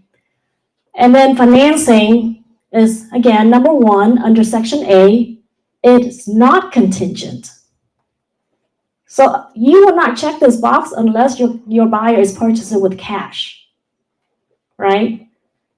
And please make sure they do not bring real cash to closing or a bucket of gold. I've seen it before. I've seen it in suitcase with green dollar bills, and then there's one time the buyer is purchasing a new build, and the buyer's agent texts me a picture of, the laundry bags?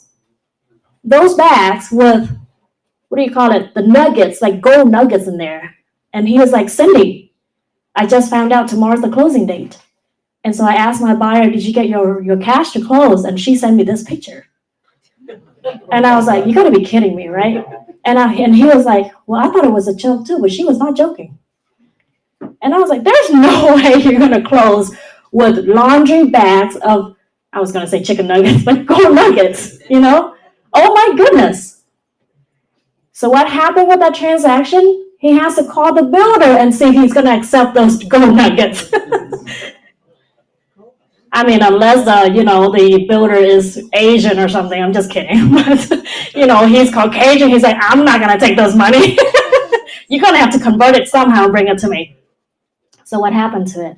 She's been charged $200 every single day because she couldn't close the next day. And then at the end, terminate the contract. She doesn't have cash.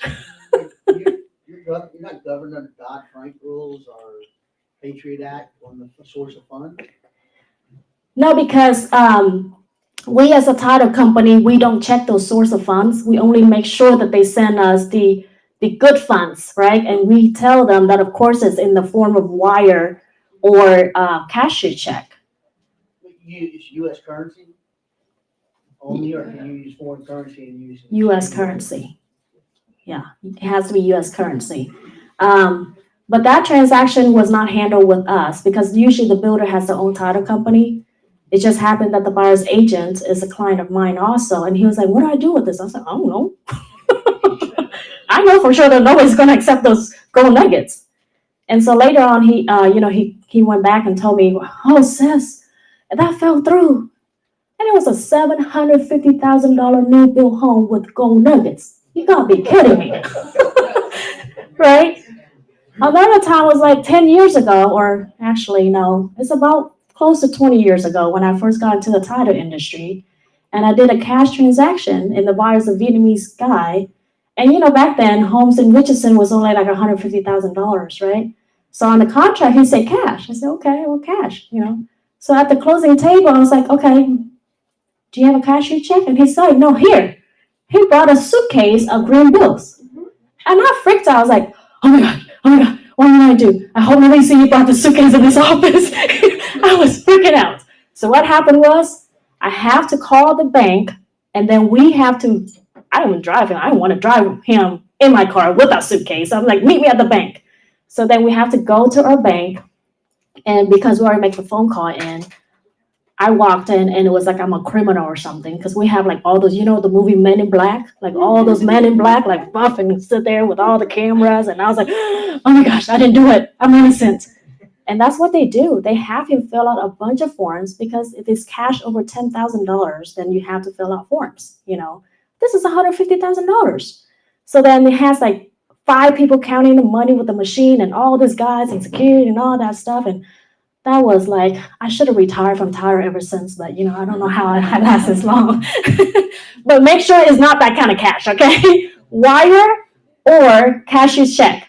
So, all right, so if I were you and your client has a loan, then you got to make sure box 2 is checked because it is contingent upon the financing approval, okay? All right, the next section is, of course, assumption, if they do assumption, and then, or if it's seller's financing.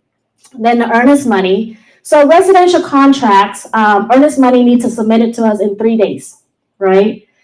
Commercial contract, this particular one has 3 days, but the other NACAR contracts say 2 business days. And then, of course, if it's, and again, it's all negotiable. So if either party has an attorney, they can draw up a contract and put whatever date that, both parties agree. Not necessarily a certain amount of days. So then it needs to be deposited to us. And then section B is if there's any additional earnest money. If I go too fast, let me know. Okay, section 6, title policy and survey. Residential contract has an option of who's paying for what. For the owner's title policy, right? You will see seller and buyer's box, and then you can check. Commercial contract automatically has seller's expense. So if I were you representing the seller and your seller does not want to pay owner's title policy, make sure the word seller on there is marked out. Because this is what I get when it comes to closing. When it comes to closing, the seller will be so pissed at his listing agent did not disclose that he's have to pay the owner's title policy. And as you know, the title's policy premium is the most expensive cost in the title company out of all this cost. Probably sometimes the most expensive cost overall, right?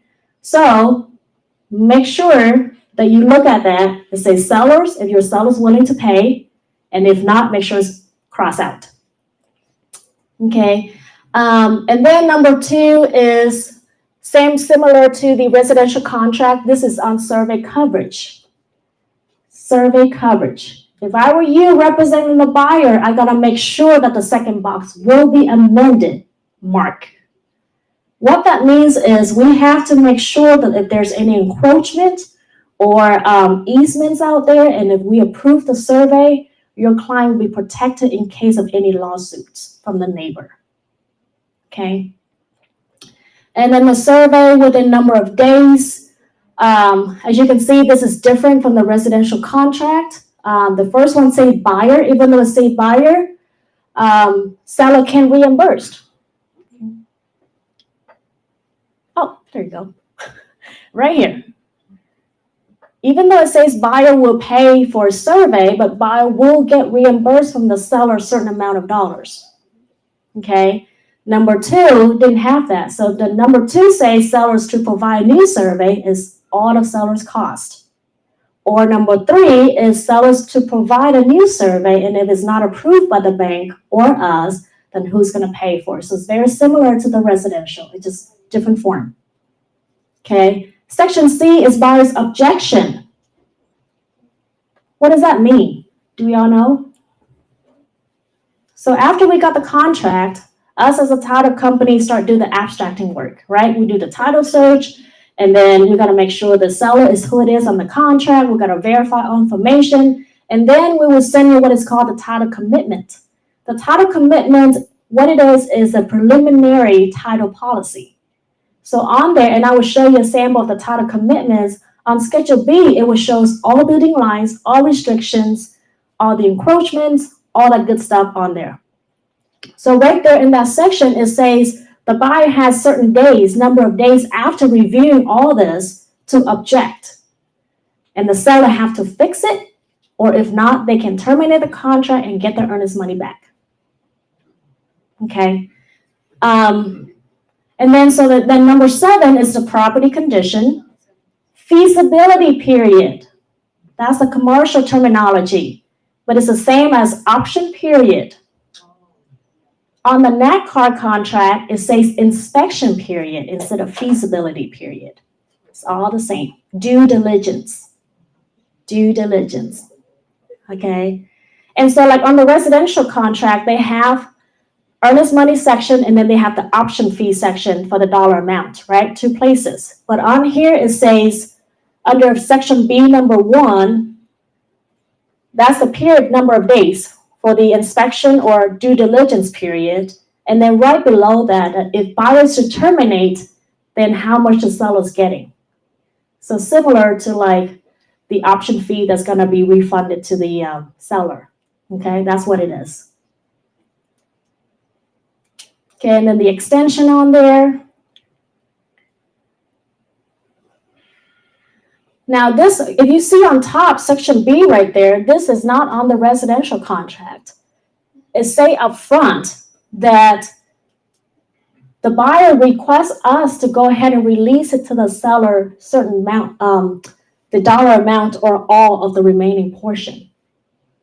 Residential contract did not have that, right? The residential contract just say that if it's terminated, the buyer get back. And then if neither party agree, then they have to fight back and forth, and they have to sign the release of earnest money, etc. But this one specify. Okay, and then the inspection studies, assessments, and then right here, the property section, the property information under section D, this one is much shorter than on any of other contracts. Why? Because it's just a piece of land, right?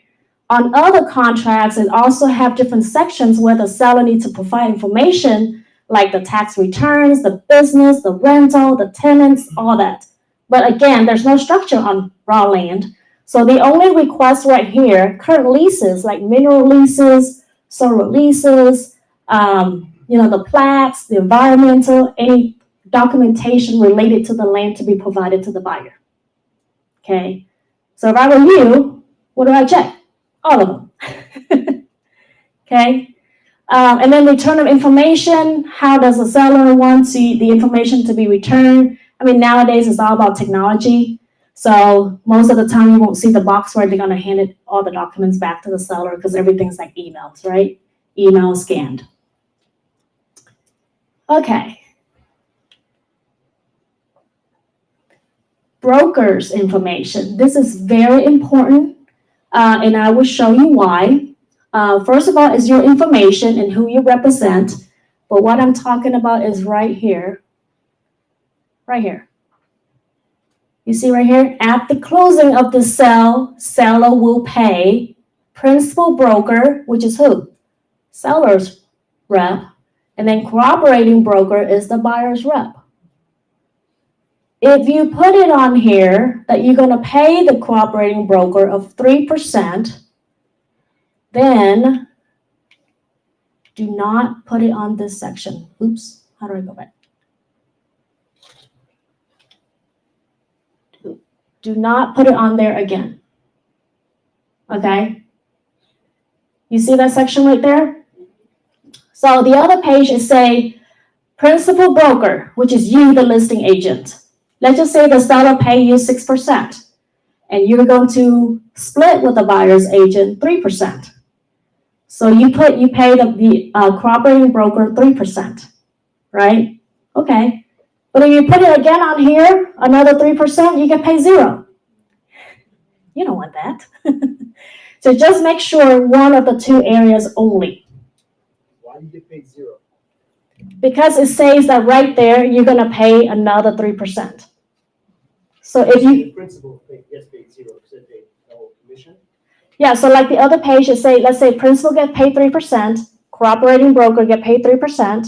So you get 3 as a listing agent. But if you put it again on here, that the corroborating broker get another 3%, that means you got 0. Gotcha. So let me go back to that one.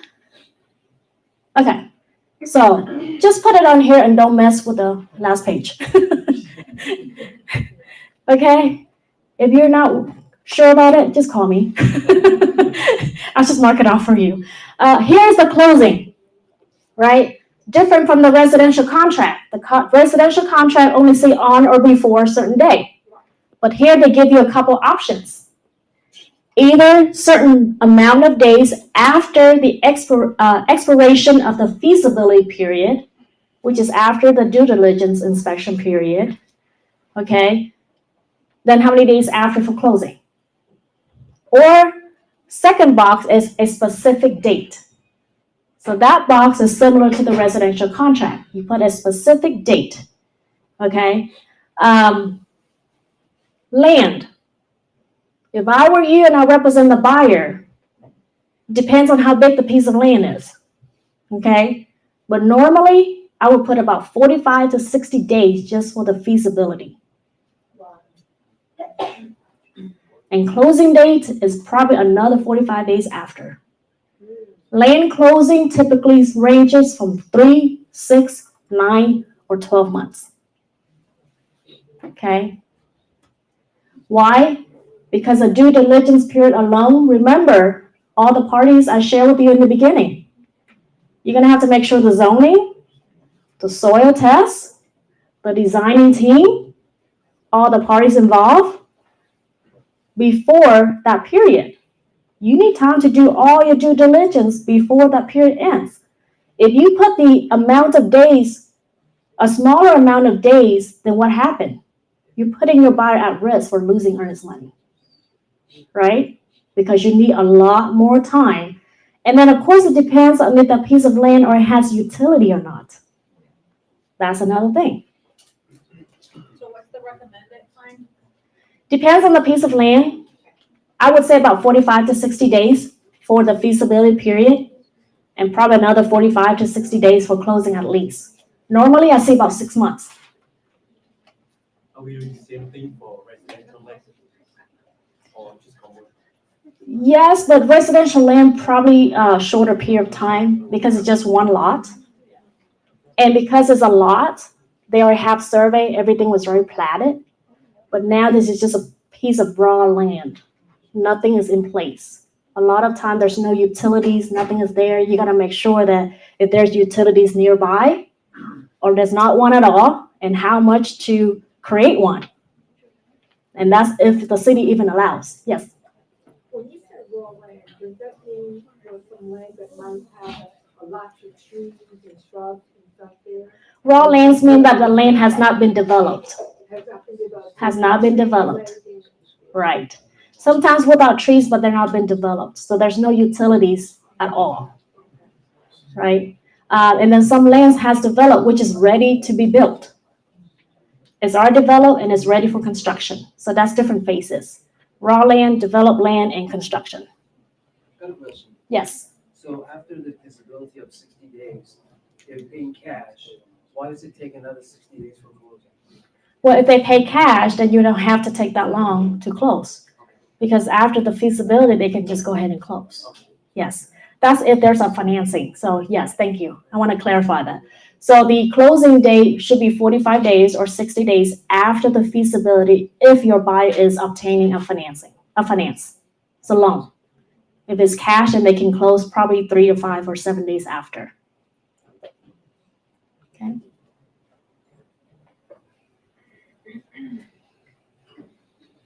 Okay, and then it's kind of disclosed what kind of the expenses is the seller's responsibility, buyer's responsibility. Now, Section 12 is special provision. It's going to be the same as residential.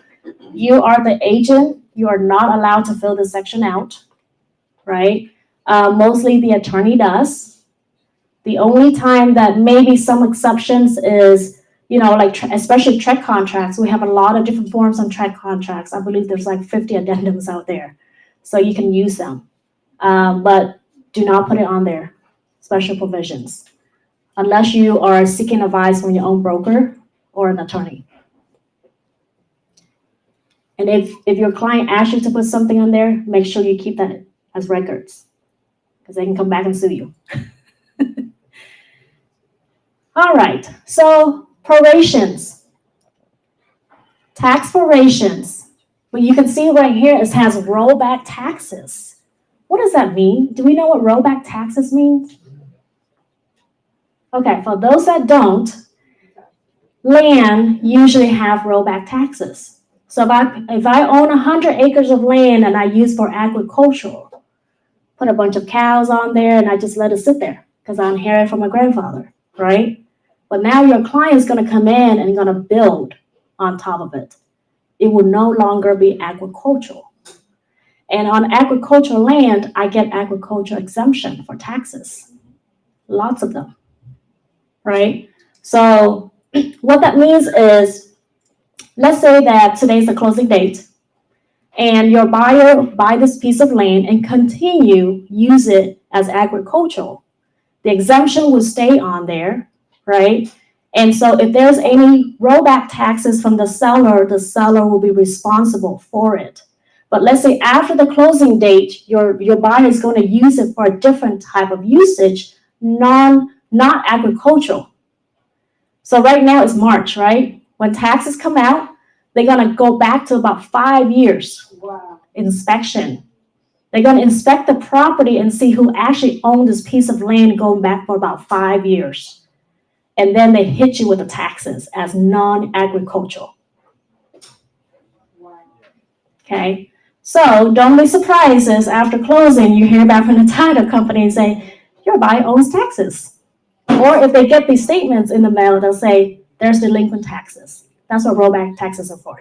I guess how can they do that retroactive? Because I guess that's a part. Because they changed the usage after they purchased the land. But why would the new buyer be responsible for taxes that they didn't use the property for at that time?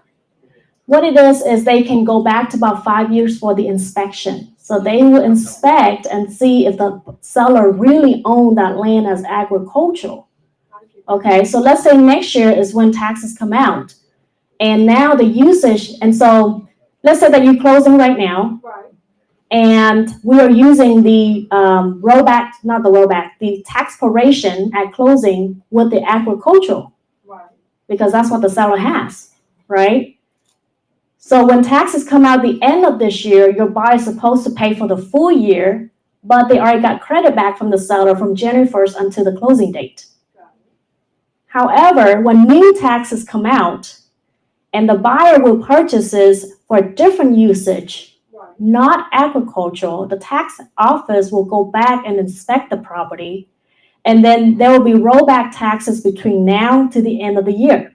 But that's what I'm trying to find out. Why is that? Because we don't want another situation down there, somebody's gonna say, that was wrong all this time, then there's another big, It's not wrong, it's because the closing is today, right? but the usage is after the closing. So right now, Closing. at closing, let's say today's the closing date, March 21st. 2024 taxes are not out yet. So we only use 2023 tax amount to do the proration, Right. and that's with the agriculture exemption. When the actual taxes come out this year, because it's not gonna be used as agriculture anymore, they're gonna raise the taxes up, right? So instead of paying like $2,000 a year, now it could be $10,000. I get that. So you're not talking about they going prorate back 5 years to go from. No. That's what I thought. Not like that. That- However, if, let's say I inherited from my grandfather, right? And the exemption has been on there for years, Mhm. but I may not use it. There's no cows on my land anymore because I don't like cows on my land, right? So I may remove the cows. There's no cattle on there anymore. Therefore, typically it means that I no longer should be qualified for the agriculture exemption on my land. So they have to go back. But if that's the case, then they're gonna hit the seller. Got it. And if it's after, they hit the buyer. That makes sense. Yes. So I got a question. Let's say this year the tax is $1,000. And from the past 5 years, the seller is paying, let's say, $1,000. If we go for the rollback taxes, so they will go back to the 5 years. So 5 times 1,000, so 5,000. They may go back as far as 5 or 10 years to inspect, Just to inspect. like audit. Okay. But your buyer is not gonna be hitting taxes without the agricultural for 5 or 10 years. Okay, thank you. That's what Okay. I'm trying to be clarified. No, I'm not still not clear. So let's say the seller from 10 years, he's Uh-huh. paying $1,000. Yes. Okay, 10 times 1,000, right? So now the buyer, he's applying for the rollback taxes. So will. No. He's not applying for rollback taxes, yeah. Right, rollback, how does the rollback taxes? So he have to pay 10 times 1,000. No. Okay. So let's say the seller has been paying $1,000 a year because he has the agriculture exemption. Now the buyer purchasing it, they will remove the agriculture exemption, so the taxes will not be $1,000 anymore. Let's say now it goes up to $5,000. Okay? The $5,000, they will go back and inspect the previous seller to make sure that all this time up until the closing time, did the seller really qualify for that agricultural exemption and pay $1,000 taxes? Most of this will be hit on the seller, not the buyer. Okay? But let's say that the buyer say, well, I'm going to continue the agricultural usage. The agriculture exemption will stay on there. But then he decides to change it, the usage of it. That's when the buyer get hit with rollback taxes. Right? Because I was like, well, Cindy's not gonna build anything on there. I'm just gonna keep the land as is for now. When taxes come out, I will continue to have that agriculture exemption, similar to residential with the homestead exemption. If the new owner occupied the property, they will file for the homestead exemption and they will continue to get the homestead exemption. But if one day they decide they're not gonna live in there anymore, even though they may own one house only, and they move into it with a relative, and then they rent it out, right? It's not their homestead anymore, but they still have the homestead exemption on there. You see what I mean? So when the tax offices go back and audit, that's when you hit with the rollback taxes for however long it is. So let's say 5 years from now, I continue with the agriculture exemption, but I don't put any cattle on there. Technically, I shouldn't be qualified for that exemption. The tax office one day go out audit, they can tax you for 5-year back of rollback taxes. Okay, yes. I have a question. So if I'm a seller, how can I approve, I have the agricultural use in the past 5 or 10 years when they do the inspection? Well, the thing is, in order to qualify for agricultural exemption, just like any other exemption, whether you're 65 or whatever, you have to submit an application to the county appraisal district. That you have to meet all the requirements for it to qualify as agricultural, right? For them to issue you that exemption. But if the buyer change the use and It has nothing to do with you. Oh, okay. Yeah. Only if you file for exemption, but you're not. Okay? This is very complicated, but most of the time the seller will get hit after the closing. Yes. What is the smallest acreage outside that? Jump ahead. That's okay, yeah. I was just gonna ask, so if a buyer buys property as ag, keeps it ag for a year, then changes it, puts a house on it, makes it residential, there's no rollback taxes in that case. It'll just switch, the tax will change for the new year. Right, there shouldn't be. There won't be a rollback. There shouldn't be. But again, they need to contact the appraisal district and tell them, I've been using this land for ag for years, and now I decided to build a house on it, right? But here's the trick though. If you know that your buyer is planning to do that in the future, tell them this. So if I'm gonna do that, let's say 100 acres of land, and I'm gonna build a house on it, and I only need 5 acres, right? Replat, do the survey again. So then they can file the other 95 acres as ag, and the 5 acres that they have a house on it as homestead. Aha.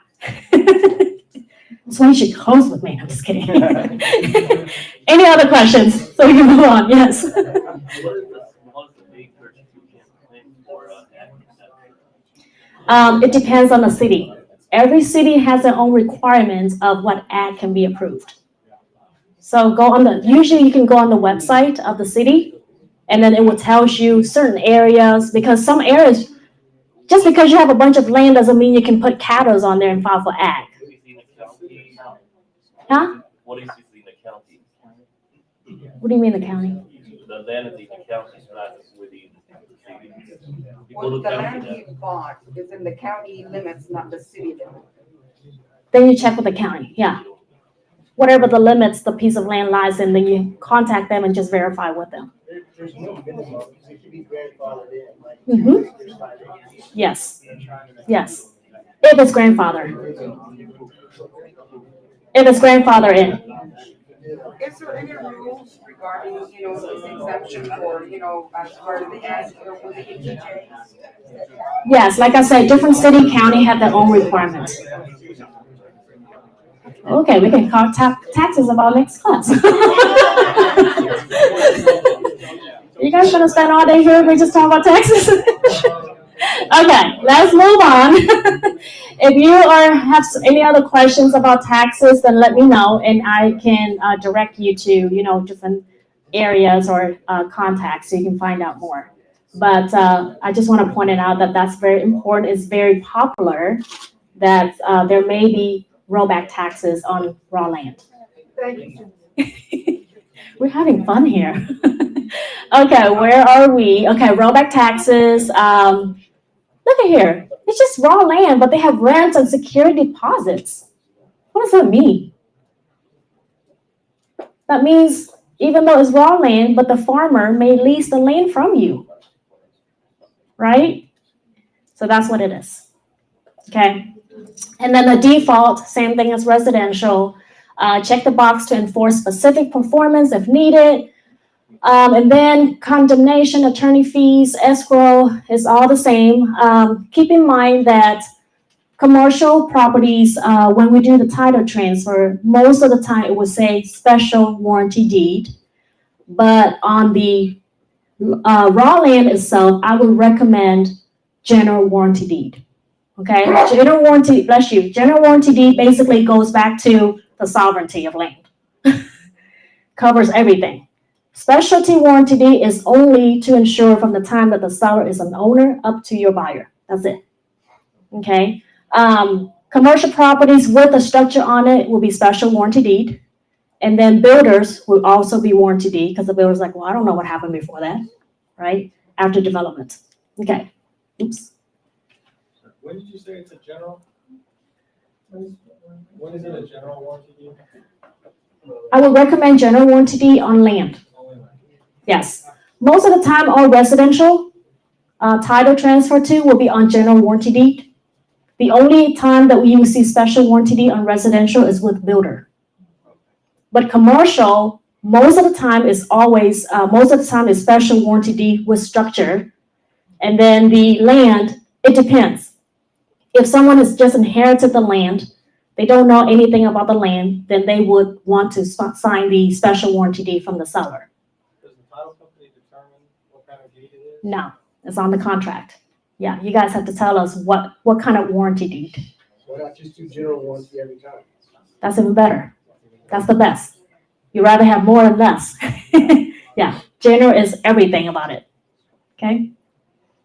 And then right here, that's just the, commission, the receipt, as usual. I do want to point one thing out. If you look right here, under escrow receipt, on residential, the effective date is when? When the last party signed.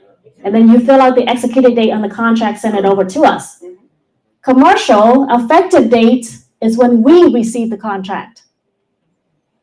So if both parties signed from a month ago and now I just got the contract, the clock starts today. Okay? Okay. Questions on the contract before we move on? Except the rollback taxes. Yes, ma'am. Gotta clarify that. Yes, ma'am. Regarding the termination, when actually objection time after you receive the title, Mhm. Visibility, hypothetically speaking, let's assume visibility is, again, I'm gonna throw numbers. Mhm. It's not gonna be the actual. Let's say the visibility days, 10 days, Mhm. okay? Now, the objection, we choose maybe 1 or 2 or 5 days, okay? Would those 5 days be considered part of the, hold on for my question, if you don't mind. Were those 5 days considered or added to the visibility days for the money to become hard as far as visibility, money, or not? Because this was a point of discussion between when the money can be hard Mhm. on, when it's returned or not. Right. So let's say the feasibility is 10 days Okay, and the first objection is 5 days. okay, If you read the whole paragraph, there's 3 times to object. okay. After the buyer receive all documents, let's say 10 days, the buyer will have another 5 days to object. Okay. Then the seller may have 7 days to re-object. Okay. And then the buyer will have another 5 days or 7 days to object again, right? So to answer your question, those dates will be add-on to the feasibility of 10 days. So go back and forth, that could be 45 days total, even though the feasibility is only 10 days. Okay, so with all these dates add-on, basically the buyer has more time to do so. But in order for them to get more days, they have to object within the first 5 days first. Correct, but Right. the point of discussion between when the money or, can be hard, meaning that the seller has the right to get all the money back. At the end, At the end of the 3 terms, at the 3 objections. I see. Okay. Yes, All right, thank you. yes. So let's say the first objection is 5 days. The buyer is going to object on the 5th day or 4th day, right? The seller will have certain days to cure it. Mhm. And then let's say the buyer's attorney is still not happy with it. They're going to object again, right? And then the seller has the last has it. So the money will go hard at the very end, the end of that objection. I see. But there's other terms on the contract that will allow the money to go hard with the extension, right? Information, property documents, the seller has to provide them within a certain amount of time, right? So it will take certain times to, and then title commitment too. Right. So your feasibility may be 10 days, but the contract say, I have 20 days to give you guys the commitment. So you see, you have 10 days, but we have 20 days. So basically, automatically, the buyer will have another 10 days to terminate or whatever. And then after they receive the commitment, That's when the objection period comes in. So there's many different dates before the money actually go hard. Well, it was, the lawyer said, just only include those, the first, if you will, objection days, Mhm. whatever you request in the beginning, add that, and it created a lot of back and forth between the three parties. Of course, Yeah. lawyers, us, and we're the sellers. Yes. And the buyers and stuff like that. So that's why I wanted to confirm that part of it. Mhm. Yes. So that, Yes. but thank you. You're welcome. Okay, so I'm going to show you a sample of example of the title commitment. This is the cover page. And then this is the Schedule A. The Schedule A will tell us who the actual owner is. Is the owner's name match with what you have as a seller or not? Right? And then who are we insuring under Section 1? That's the buyer's name. Lender, if there's a lender. And then here's exhibit Schedule A. You see right here, that's the legal description. See how long it is? That's the meets and bounds. Lot and block is just lot A, block 2 of whatever subdivision in the city. Boom, 2 lines. Meets and bounds can be 50 lines or 100 lines. Okay, it depends on how big the land is. All right, Schedule B is when you see all the easements out there. One thing I do want to point out, on the land itself, you have to make sure there is what is called an ingress and egress easement. What that means is it will allow your client to have access in and out of that road. If you don't, your buyer investor will end up losing a lot of money to create the road. And sometimes they cannot even create one. Okay? And whether there's an ingress and egress already, but the seller signed it with his neighbor, we got to make sure the neighbor allows your new client to have access also. Because if they don't, he only allows me as a seller. But now I'm selling the land. So we got to make sure that the neighbor will also give the new owner access to that land. So, It's called egress and ingress, in and out. so if the seller has an agreement with the other party to get access, do we have to get another agreement, or that can be extended to our buyer? Both, right? So it depends. It depends on the current agreement, what it says on there. It could say on there that I'm giving Cindy access and whoever Cindy is going to sell the land to. Or I'm going to only give Cindy access, right? So we have to make sure all of that will be disclosed on Schedule B, if there's any. So what if there's not? You got to make sure that that's been taken care of, because otherwise your client does not have any access. And what if the original person, owner that signed that lease from the neighbor passed away? We have to hunt down the heirs, to have them sign a new lease or the new agreement. So that's something to think about, yes. This happened during the feasibility period before closing, or has to be done after? Yes, and that could be one of the reasons for objection. After they receive the title commitment, they have how many days to review and object? This is one of them. So is it buyer to fix that, or buyer can ask seller to fix? You can ask, usually the seller is the one that needs to fix it, because they're the one that have the agreement with the neighbor next door. But that's one of the good reasons of the objection. Or if it's a piece of raw land, but they may have fence already for the cows, that fence may encroach on the next door neighbor, right? On here too, that's also a reason for objection. And that's why I encourage you to get a survey, even if it's a cash purchase. Because without the survey, you will not know for sure where your land ends. Okay? Is there like a specific, automatic verbiage to grant the new buyer that easement? No, not necessary. It depends on what they agree beforehand. I got you. Sometimes it does, sometimes not. Like I ran into a problem with, one of my developer has a problem. I'm not sure if you guys are familiar with Richardson, but off of Jupiter and Beltline. Remember behind, was it Walgreens or CVS? CVS, with the condos and townhouse right there. So there's a developer come in right behind that Walgreens. Was it CVS or Walgreens? Anyways, but he was gonna develop the land and build like 100 homes or something on there. Well, he couldn't build for 5 years now because he does not have that access. Okay, the only access that he can get is between that Walgreens and the neighbors. But in order to get the neighbors to grant the access, they have to go through the HOA and go through all the votings. And none of them want to vote and give him grant. So has no access. Okay, so something to remember. Okay, so then again, everything should be on here. And then Schedule C, if there's any liens on there. Any liens on there, it will show up. You can see right there, there's a divorce. So we have to make sure that's clear. Both parties signed, if it's not finalized yet, etc. Okay, so to wrap this up, I want to show you the example of the land survey. Look at the survey. Beautiful, right? Not really. Why? Let me show you this. I don't know if you can see me. You see all this wiggle line right here, dots? Flood zone.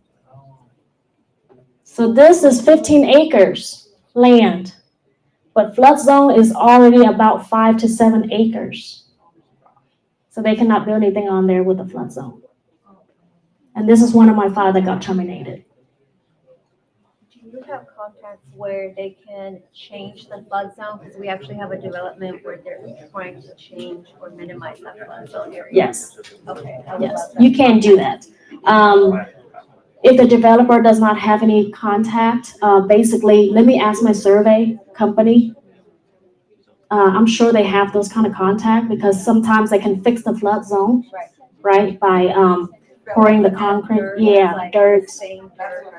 Yeah. And that's one of the problem with the piece of land I mentioned in the beginning in Houston that got canceled is because there was a lake in the middle. And the buyer was gonna come in and build up like housing, right, for senior living. But they cannot fill up that lake because of the soil and the flood area. So they end up terminating the contract. So it cannot be left as is, you can build around it, for example? You can, but it's gonna cost a lot more to fix the flood zone. I see. That being said, is this like more of a creek? Yes. I see. And it depends on, because I faced one of the lands that I wanted to buy for my clients. And the buyer refused to fill it. Yeah. And it was a back and forth, how much it would cost him to fill it in. But was this hypothetically speaking, huge creek or small creek that can be filled? It depends. Right. It depends. But I see that most of my developers, smart, using it in a smart way, instead of fill it up, they make a common area. Let's say apartments. Yep. Right? So they make it a common area. They build the gazebo, all the outdoor around it, right? Put the bridge over, right? And that's the most cost effective in usage. In our case, we could not do it because it was a trucking business, so they needed the whole land to be used. It cannot be. That's why it's very important to understand all these aspects. Correct. Okay. Any questions? Okay. All right. So what time is it? 12:08. Okay. All right. So did anyone put the questions in the Q&A, or you can just ask me right now? No rollback taxes. Okay. All right. So every workshop after the class, we have lunch, and then we'll take you on a site tour. Right. Today's topic is on land development. So we are going to take you. Well, we're going to give you the address, and we can meet there, and then we can go over the land. So the person that will help me do that, conduct the site tour, and also this is one of his projects. He's going to come up and share with you what the project right now that he has for land development construction on a mixed use, and then we will take you there and then show you where something's supposed to be on there. Okay, so help me welcome Mr. Calvin Wong.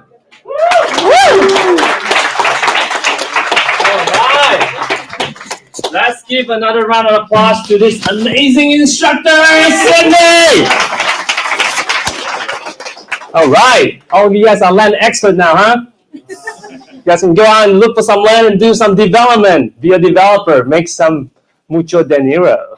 All right, my name is Calvin Wong, and today I'm just going to quickly go over. Let's go back to the survey. I love the survey, so I can talk about more. Clicker. Duh. Wait, is this? Oh, here we go. So, I'm pretty sure Cindy covered a lot of stuff. I'm here merely just to add just a little bit more. For those that usually have lunch on time at noon, I apologize. I'll be go through all the slides as quickly as I can. So what I want to for you guys to take away today is just remember 3 things when you look at a piece of land. Okay? Don't look at the price first, because if you look at the price, you'll be tempted to, oh man, this like 50 acres is only what? Like 200,000? Wow, I'm a genius. I can find a deal and flip the land. So before you even have that thoughts, make sure you go through these 3 factors, okay? Number 1, zoning. You need to figure out what the zoning is. The land, you need to know what is zone commercial or what is zone residential, because let's say if you are looking at a piece of land, you want to build a hotel, and the land is not zoned for that. So there's a process to go through the rezoning, and usually it takes somewhere from 4 months to even a year. It just depends. Now, for those multifamily developers, there's a term called NIMBY. Anybody heard of that? NIMBY? Yeah. Not in my backyard, right? So if you try, if you are helping your client, what is a developer, or you want to build a multifamily, if you look at a piece of land, you'd be like, oh man, this is like, perfect size, rectangular. I can build like, multi-story, garden style, whatever. Make sure you check the zoning, because throughout the zoning process, you're going to get a lot of heat from the surrounding residents because they get notified of the zoning application. So make sure you look at the zoning before you jump into conclusions like this land is a great deal. So zoning is number 1. Number 2, easements. So when you look at the survey, hopefully you know what a survey is. Sometimes you get all these, dotted lines and like things. I kid you not, I've seen like survey is like, there's so many things going on that I just give up. Like, it's like, there's nothing I can build on the land, because especially if there's a gas line easement, or power easement, you got to watch out for that, because gas line is underground. So let's say you're looking at this piece of land. Let's say it's 5 acres. You're like, okay, perfect. 5 acres, I can build, let's say 30,000 square feet. But if there's a gas line easement cut across this, then you got to watch out, because a lot of time gas line, you cannot build a structure on top of it. However, you can build roadways like access, because gas lines, sometimes if they have to come maintain or whatever happened, they have to dig up the property to get to the line. So imagine if you take the risk to build a building. I mean, again, the city is not going to let you do it. But if you were able to build a building and something happened to the gas line, they want to come in here, guess what? They have to tear down the building. So, yes.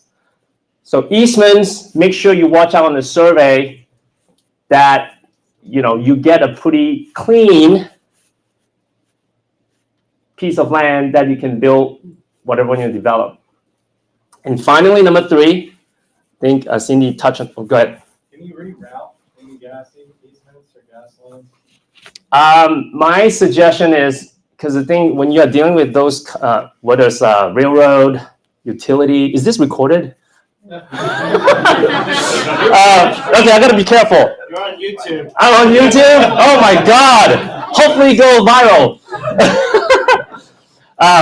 Because you are not their priority. Just let's say that, because whatever that is put in place and you try to make changes, your request gonna be like like way at the bottom on all the stuff that they're working on right now. So there's really no point to try to do it. I mean, you can, but it's just going to kill the deals because you're not going to close on the land until you get all those matters resolved, right? And the seller's not going to give you like 2 years unless you keep on putting in hard earnest money. So yeah, I mean, it's try to avoid that. So those are the three. The last item is the floodplain. If you go onto FEMA, anyone knows how to check on the floodplain, right? Just go to the FEMA website, put in the address, or look it up from a map. It will show you like whether that property is within the floodplain and whatnot, zone AE or zone X, whatever that is. So those are the three things. Like whenever I look at a piece of land for my client, I just run by all those three items, like the zoning. If it passed, great. If it's not the end of the world, depending on what you're trying to build. And if the city, talk to the city planner and see what they are more open into it. They'll tell you like, okay, we'll support the use. Then you go through the process. So second is the easement. If you look at, there's so many things going on. Best thing is just pass. There's so, we're in Texas, man. There's so many land that you can go buy. So don't be like stuck on that one piece of deal just because the price is very attractive. Number three is the floodplain, right? So try to look at all those three items, and if it pass those tests, then yeah, just move on with it. And good. When do you need ingress and egress? When? Okay, perfect. You've seen my slide, right? You definitely know what I'm going to talk about next. That's right. Okay, so this is a project that I'm working on. It's a 3.8 acres land. We're building 2 retail centers. So this is Custer Road. Most of you guys probably are familiar with it. This is in McKinney. 121 is down here. So the ingress access is determined when you have a conceptual plan that you submit to the city. They're going to have a pre-development meeting. They're going to have the fire marshal. They're going to have the landscaping department. They're going to have different departments sit in the meeting and tell you like, okay, we need to have a right turn lane on here. We need to have a curb cuts. On any development, they almost need to have 2 access points. So if you look at this rendering, we have 1 access point from here, and the other one is from here. The reason is because it's more so for the fire trucks, fire lane access, because I don't think fire truck can reverse, right? So that's why when they come in, they have to find a way to go out instead of like. So that's why you have to have 2 access points. Does that answer your question? Is it mandatory to have 4 access points, or they can have some kind of a cul-de-sac because it is residential or something? So if you have a circular, like if the land, let's say you're at the end of it, it also varies by city. So city has the final say, depending on, of course, Frisco is the best city in the world. That's why they anyway, so yeah, it just all depends by the city. And then if you have enough land to even do like 2 access. So like some subdivisions, if you want to build a residential subdivision, you could have 1 way in and 1 way out, basically, or is that not allowed? On residential? Yeah. I am not sure. Yeah. I think maybe in the city. Maybe the city. Cool. Because you have to have ingress and egress on larger subdivisions. So you have to have a way in and a way out. That's a different way. And I just don't know. There could be some instances that they will give some exception, depending on, again, like it depends on where your land is. For example, if your land is back up with a creek, like the community, maybe they will find another way to kind of, yeah, so. So all this basic soft costs, survey, phase one, if they need to have flood, topographic survey, if they need it. So all this is the diligence, the cost that the buyer needs to pay for. Say, before they even know if they can even close on it and actually build. So this could be it's an expense for the buyer, but they could potentially not close.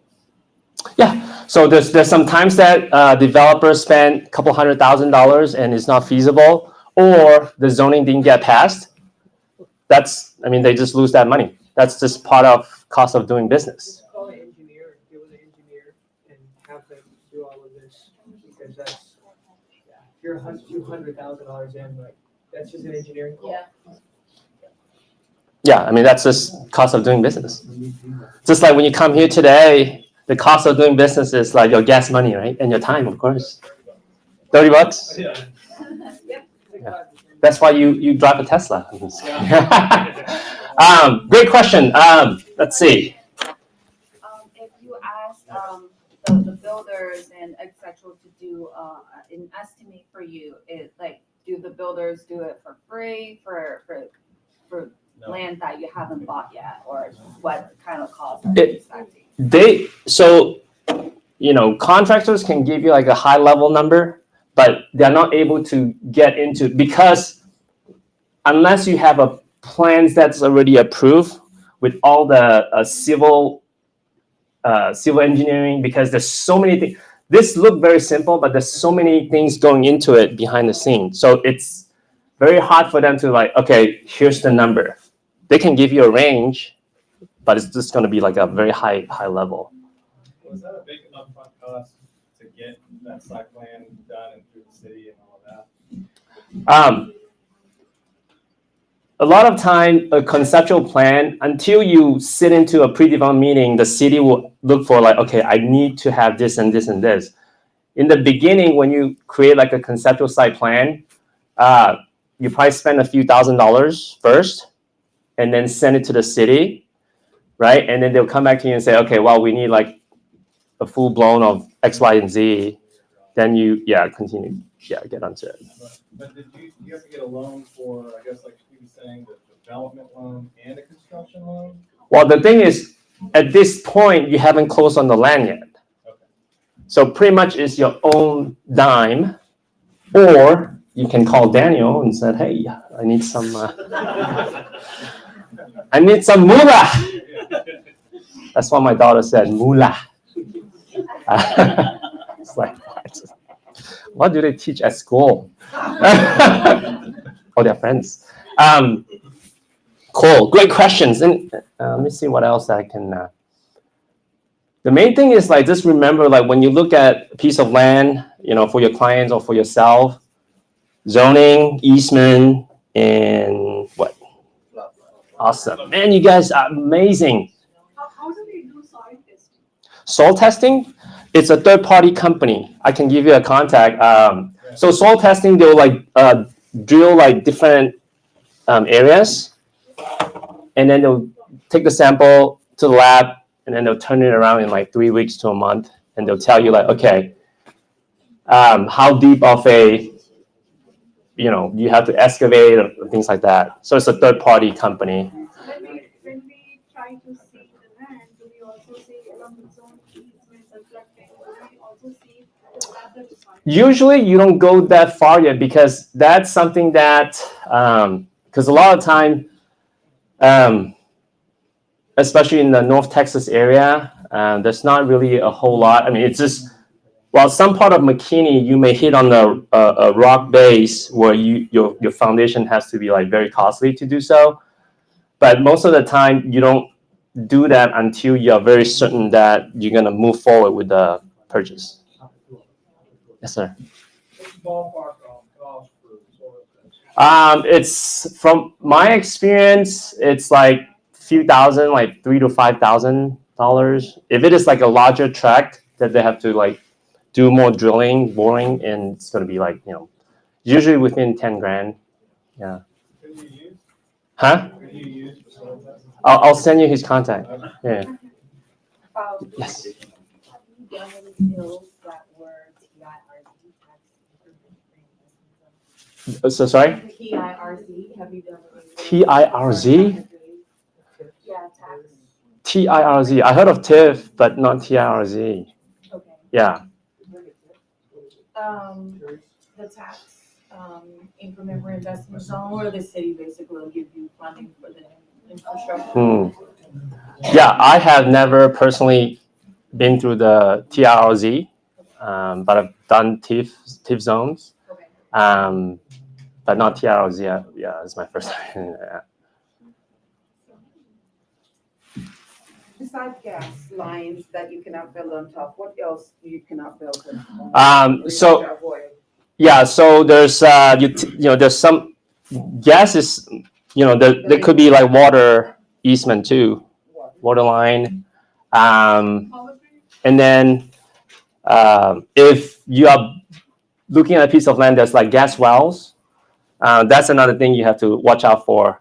There's usually like a radius of 200 to 300 feet from the gas well. You cannot build. That's a radius, and then also they have their rights, because you have the surface rights. They have the subsurface. So their rights is what's that word? No, I mean, so their rights supersedes your right. So if they need to damage your land, I mean, to come in and drill, they can. But of course, most of the time there's an agreement that they need to restore or pay you the damages. Yeah. So the gas and water. Gas and water. The towers with the Power towers. Yeah, power line. So like power line cut across, so you cannot build anything. Like there's a 50 feet wide easement along the power line that you cannot build, but you can do like parking. Because parking is a payment. If they need to tear it apart, it's just concrete pavement. You're not talking about structure. Yeah, you cannot build structure along. Yeah, but there's a 50 feet like easement. Yeah. So if the gas company has to come in and tear up your road on the gas pipe, who's going to pay for the repairs? Yeah, so that's a great question. So a lot of time they would. So when I say that, I'm usually kind of on the extreme side. Usually they'll try to minimize the damage to your pavement, because a lot of time, like, it's they'll try to avoid that if they can. But if they really have to fix it, they have to come in, and they'll come and. So one of the deals that I was working on, they were actually very nice. Like they will say, hey, like they'll pay for damage and things like that. So it just depends. But by rights, they don't have to, because that's an easement. Like, who tell you to build something on the easement, right? So.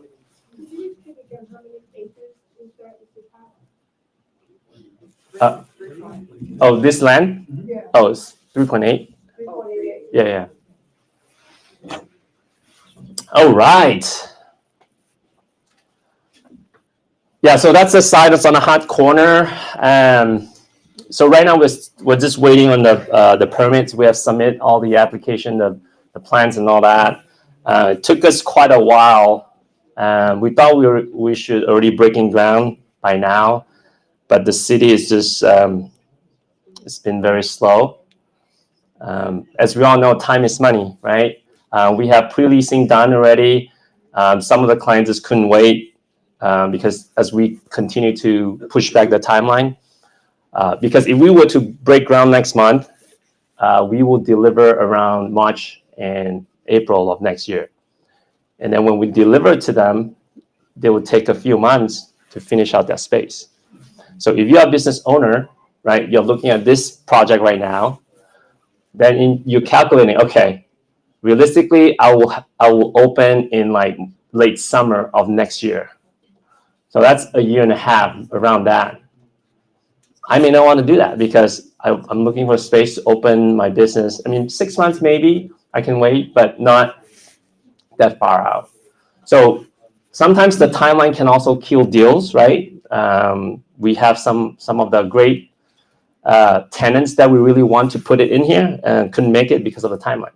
But again, it is what it is. You just have to be flexible and adapt to the reality. So before you know, recommend this land, you go do like a market research or go, especially for the retail, to see how many. Yeah, so another thing is, more like an in-depth analysis. When you look at the studies, you want to look at the growth of the area. If you want to develop something, it's not like, there's a saying like build and they will come, right? It's really not true. You really have to. It is true. It is true? Yes. Oh, okay. Anna, you want to come teach the class? Again, like there's all kind of developers out there. Developers with deep pocket, yeah. They'll go and buy and build. Because they can, right? It's like, hey, it's just money. I have a plenty. I don't care. There's also like people that is very careful about what they do because the risk and things like that. And especially when you are getting a loan to do this type of project, the bank will not release the money until you have like almost 50% pre-lease. And 50% pre-lease means like you have lease that is signed, not like just an email. Oh yeah, here it is. Because bank understand that there's risk and they don't want like developer that just to go out and build a bunch of buildings and it's vacant. And guess what? It's easier for them to just give up, right? And the bank end up holding up the bag, like the building, which they don't want. They are in the business of making money, not real estate. How do you find the tenants? How? Yeah. So you would retain like Colin and my team to help you find tenants. Brokers. Yeah, brokers. There's brokers for that? I didn't know. Oh, yeah. But they just find tenants. Correct. Retail brokers. I'm a residential guy. Oh, okay. Yeah. No problem. What's Colin? Make sure you give him your business card. Right? So you'd be looking for tenants that are looking a year and a half from now to, for example, come in, because it's gonna take you a year and then another few months for them to So finish out, right? correct. So the tenant, so business owners or retailers that usually is the one that are really leasing would be more like a franchise or franchisee that they want to be in this market. And because this, when you guys go out to the land later on, you notice like all the surrounding retail space, it's all full, like they're brand new. This is the,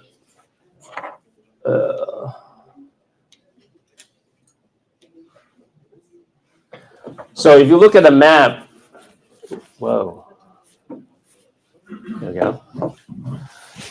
So everything else is already built out. There's no land left, right? So the retailers that want to be in this demographics, this is the only site they just have to wait. So that's how we get the deals done. Is like they want to be in that trade area because of the income. They just have to wait.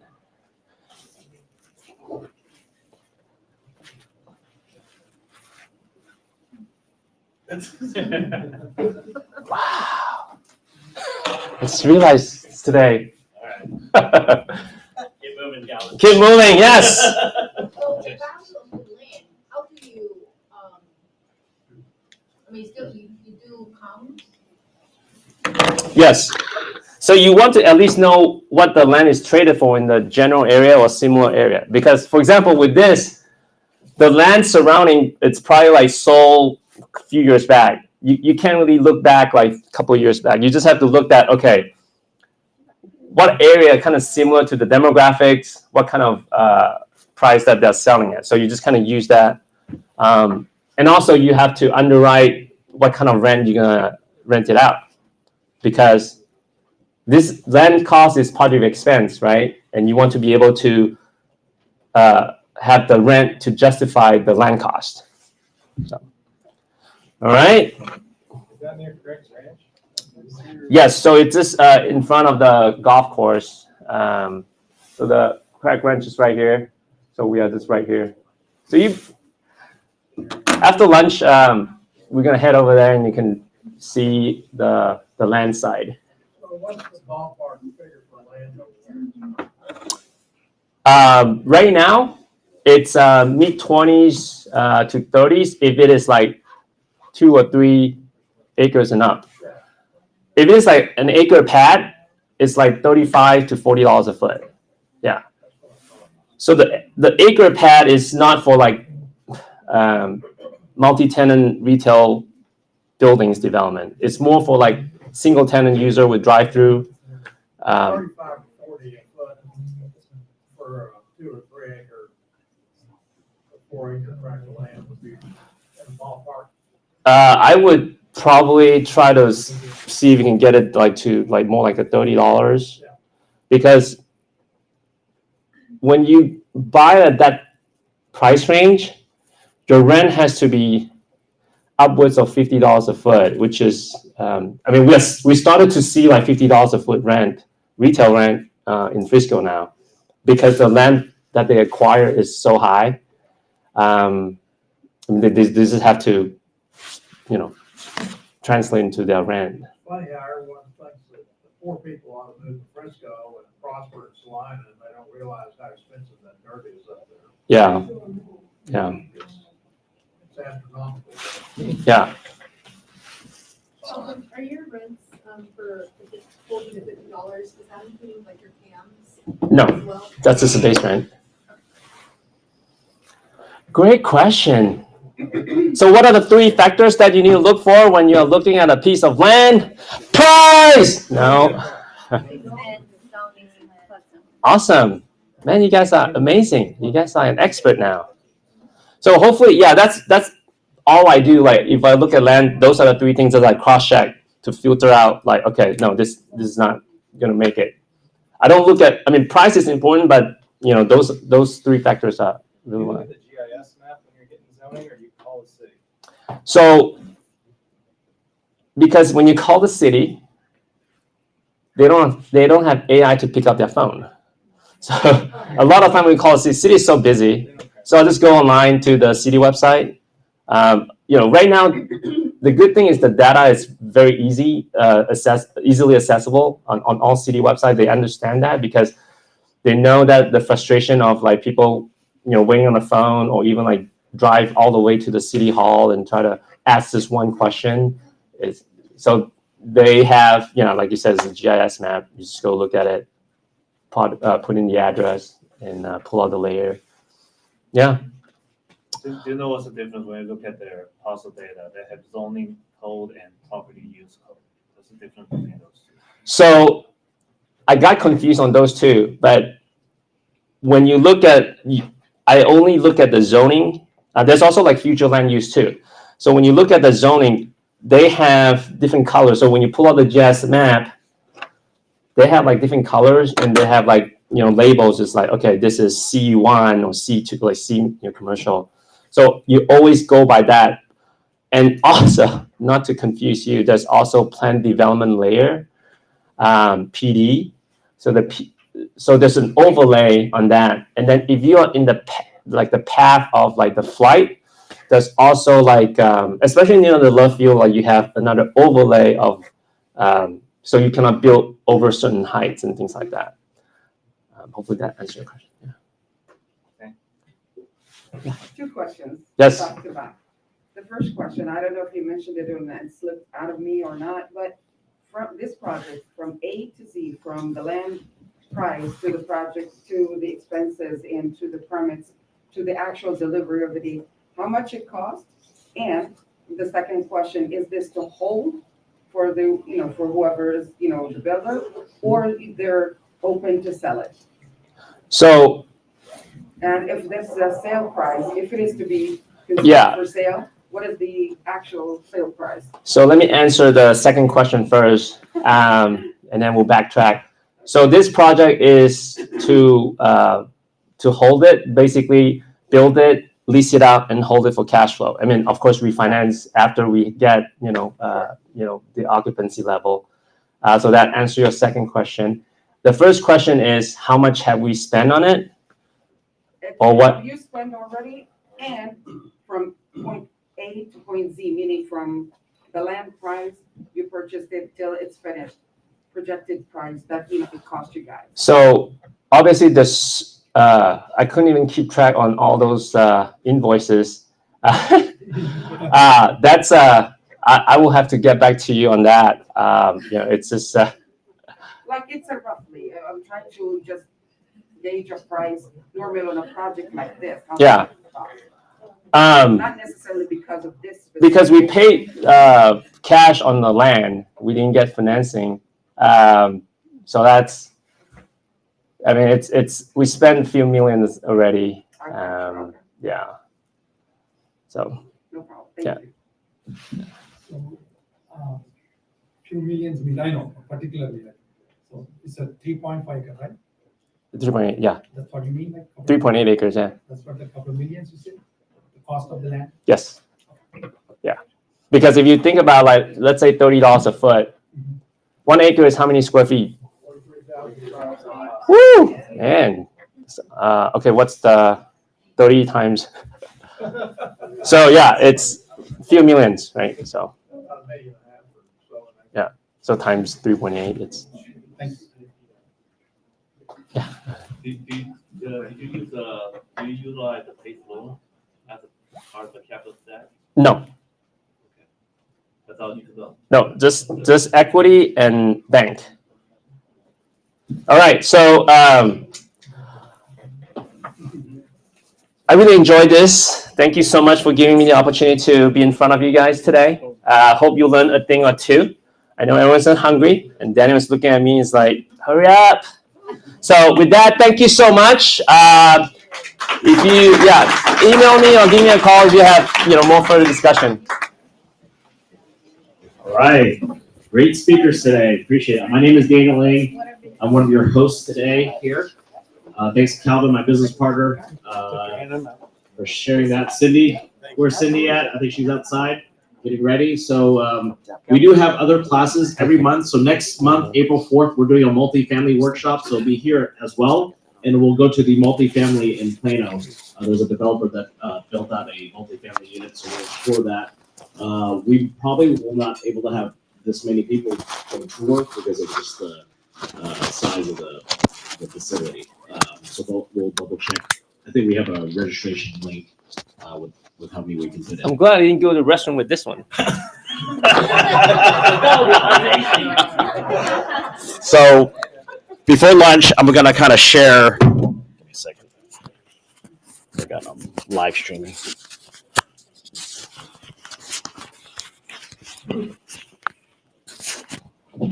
Yeah, so what is We Partners Network? So basically, Calvin and I joined eXp Commercial 3 years ago, and we realized that we could create a real estate community, what we're doing. So our team is right now about 200 and some odd people, not just in Dallas. We have teams in Denver, San Francisco, Chicago, New York, Florida, and it just allows growth. So after understanding a real estate platform, that's what the ecosystem of eXp, we're able to just continue to grow and just build with partners. So no one is my agent anymore. Basically, when people join us, they become our partners, and that's how everyone should be, because we're all entrepreneurs. We're all 1099. We're all in the business, in the industry. So we created this real estate club or this community called We Partners Network, and basically our mission is really just coming together with different entrepreneurs and different mindset, adding value to the table, right? So I'm no longer the broker of record. The broker of record is eXp Corporate, but at the same time, it's just a platform. It's like an Uber platform, and that's how you have to view it. We have a lot of events going on. This is the commercial. You can take a picture of that. These are Cindy is great. She's already lined up the whole year of classes, and that's just one part. That's just Cindy. We have other leaders in our organization that are doing classes as well. But she basically came up with the idea. I'm just going to plan everything because that's how awesome she is, and that's what she did. We have a regional rally. So if you want to meet our founder, Glenn Sanford, we are having a regional rally in April 16th. He's a billionaire because he created this Uber platform for real estate. So if you want to meet him, it's an opportunity. We're not going to have a big venue. It's like 450 people because our company is at 90,000 agents right now. So we're the largest independent brokerage on the globe. We have a happy hour today. So after the event, we'll have a happy hour from 4 to 6. Pray for no rain until after 6. That's that. This is kind of information of important dates that we have for our group. So you can take a picture of that. And just kind of throughout the events that we've been having this year so far, and I've been traveling around the country, sharing about commercial real estate because it's important about education. And of course, we have other leaders that are doing different events in our organization. It's kind of what we're done. I just got back from Cabo, so a lot of our EXP leaders, we came together and just have a lot of masterminding because we have to invest in ourselves. So as a real estate entrepreneur and a practitioner, you always that's why you guys are here today. You want to have, you're investing in yourself. I'm really proud of you guys coming because you didn't have to, right? You could have been doing other things or watching Netflix or just moping about NAR and stuff like that. But you guys chose today to come in and to learn. So just other pictures of fun things we do. We had another absolute triple net. One of our leaders, Katie and Judy, they did an event. So we have events all the time. And what's nice is, as a broker in the past, I used to have to plan all these things. I don't have to plan. I just show up, which is great. So I was in Wisconsin and supporting. We have, different events together that we support, we sponsor, and it's just been good. We had our, kind of our potluck event for the wintertime. So, yeah, just a lot of events. So that's what really I wanted to kind of share. If anyone, whoever invited you, or if you just found it on social media and you just want to learn more about our community, what we're doing, I'd love to sit down with you guys and just kind of share. My goal is just to share our opportunity of what we're doing. And if you want to be part of the community, please let us know. If you just say, hey, I'm happy where I'm at, that's fine too. The main thing is in this platform, we own it together because we're shareholders. That's another thing about EXP. We are owners of the company.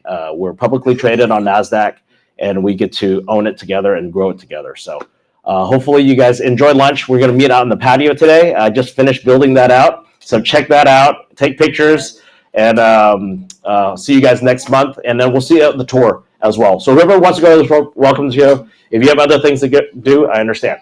All right. Thank you.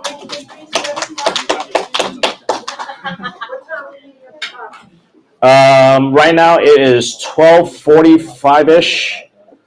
Let's finish you think we can finish in 30 minutes? Okay, 30 minutes. Let's go out this way.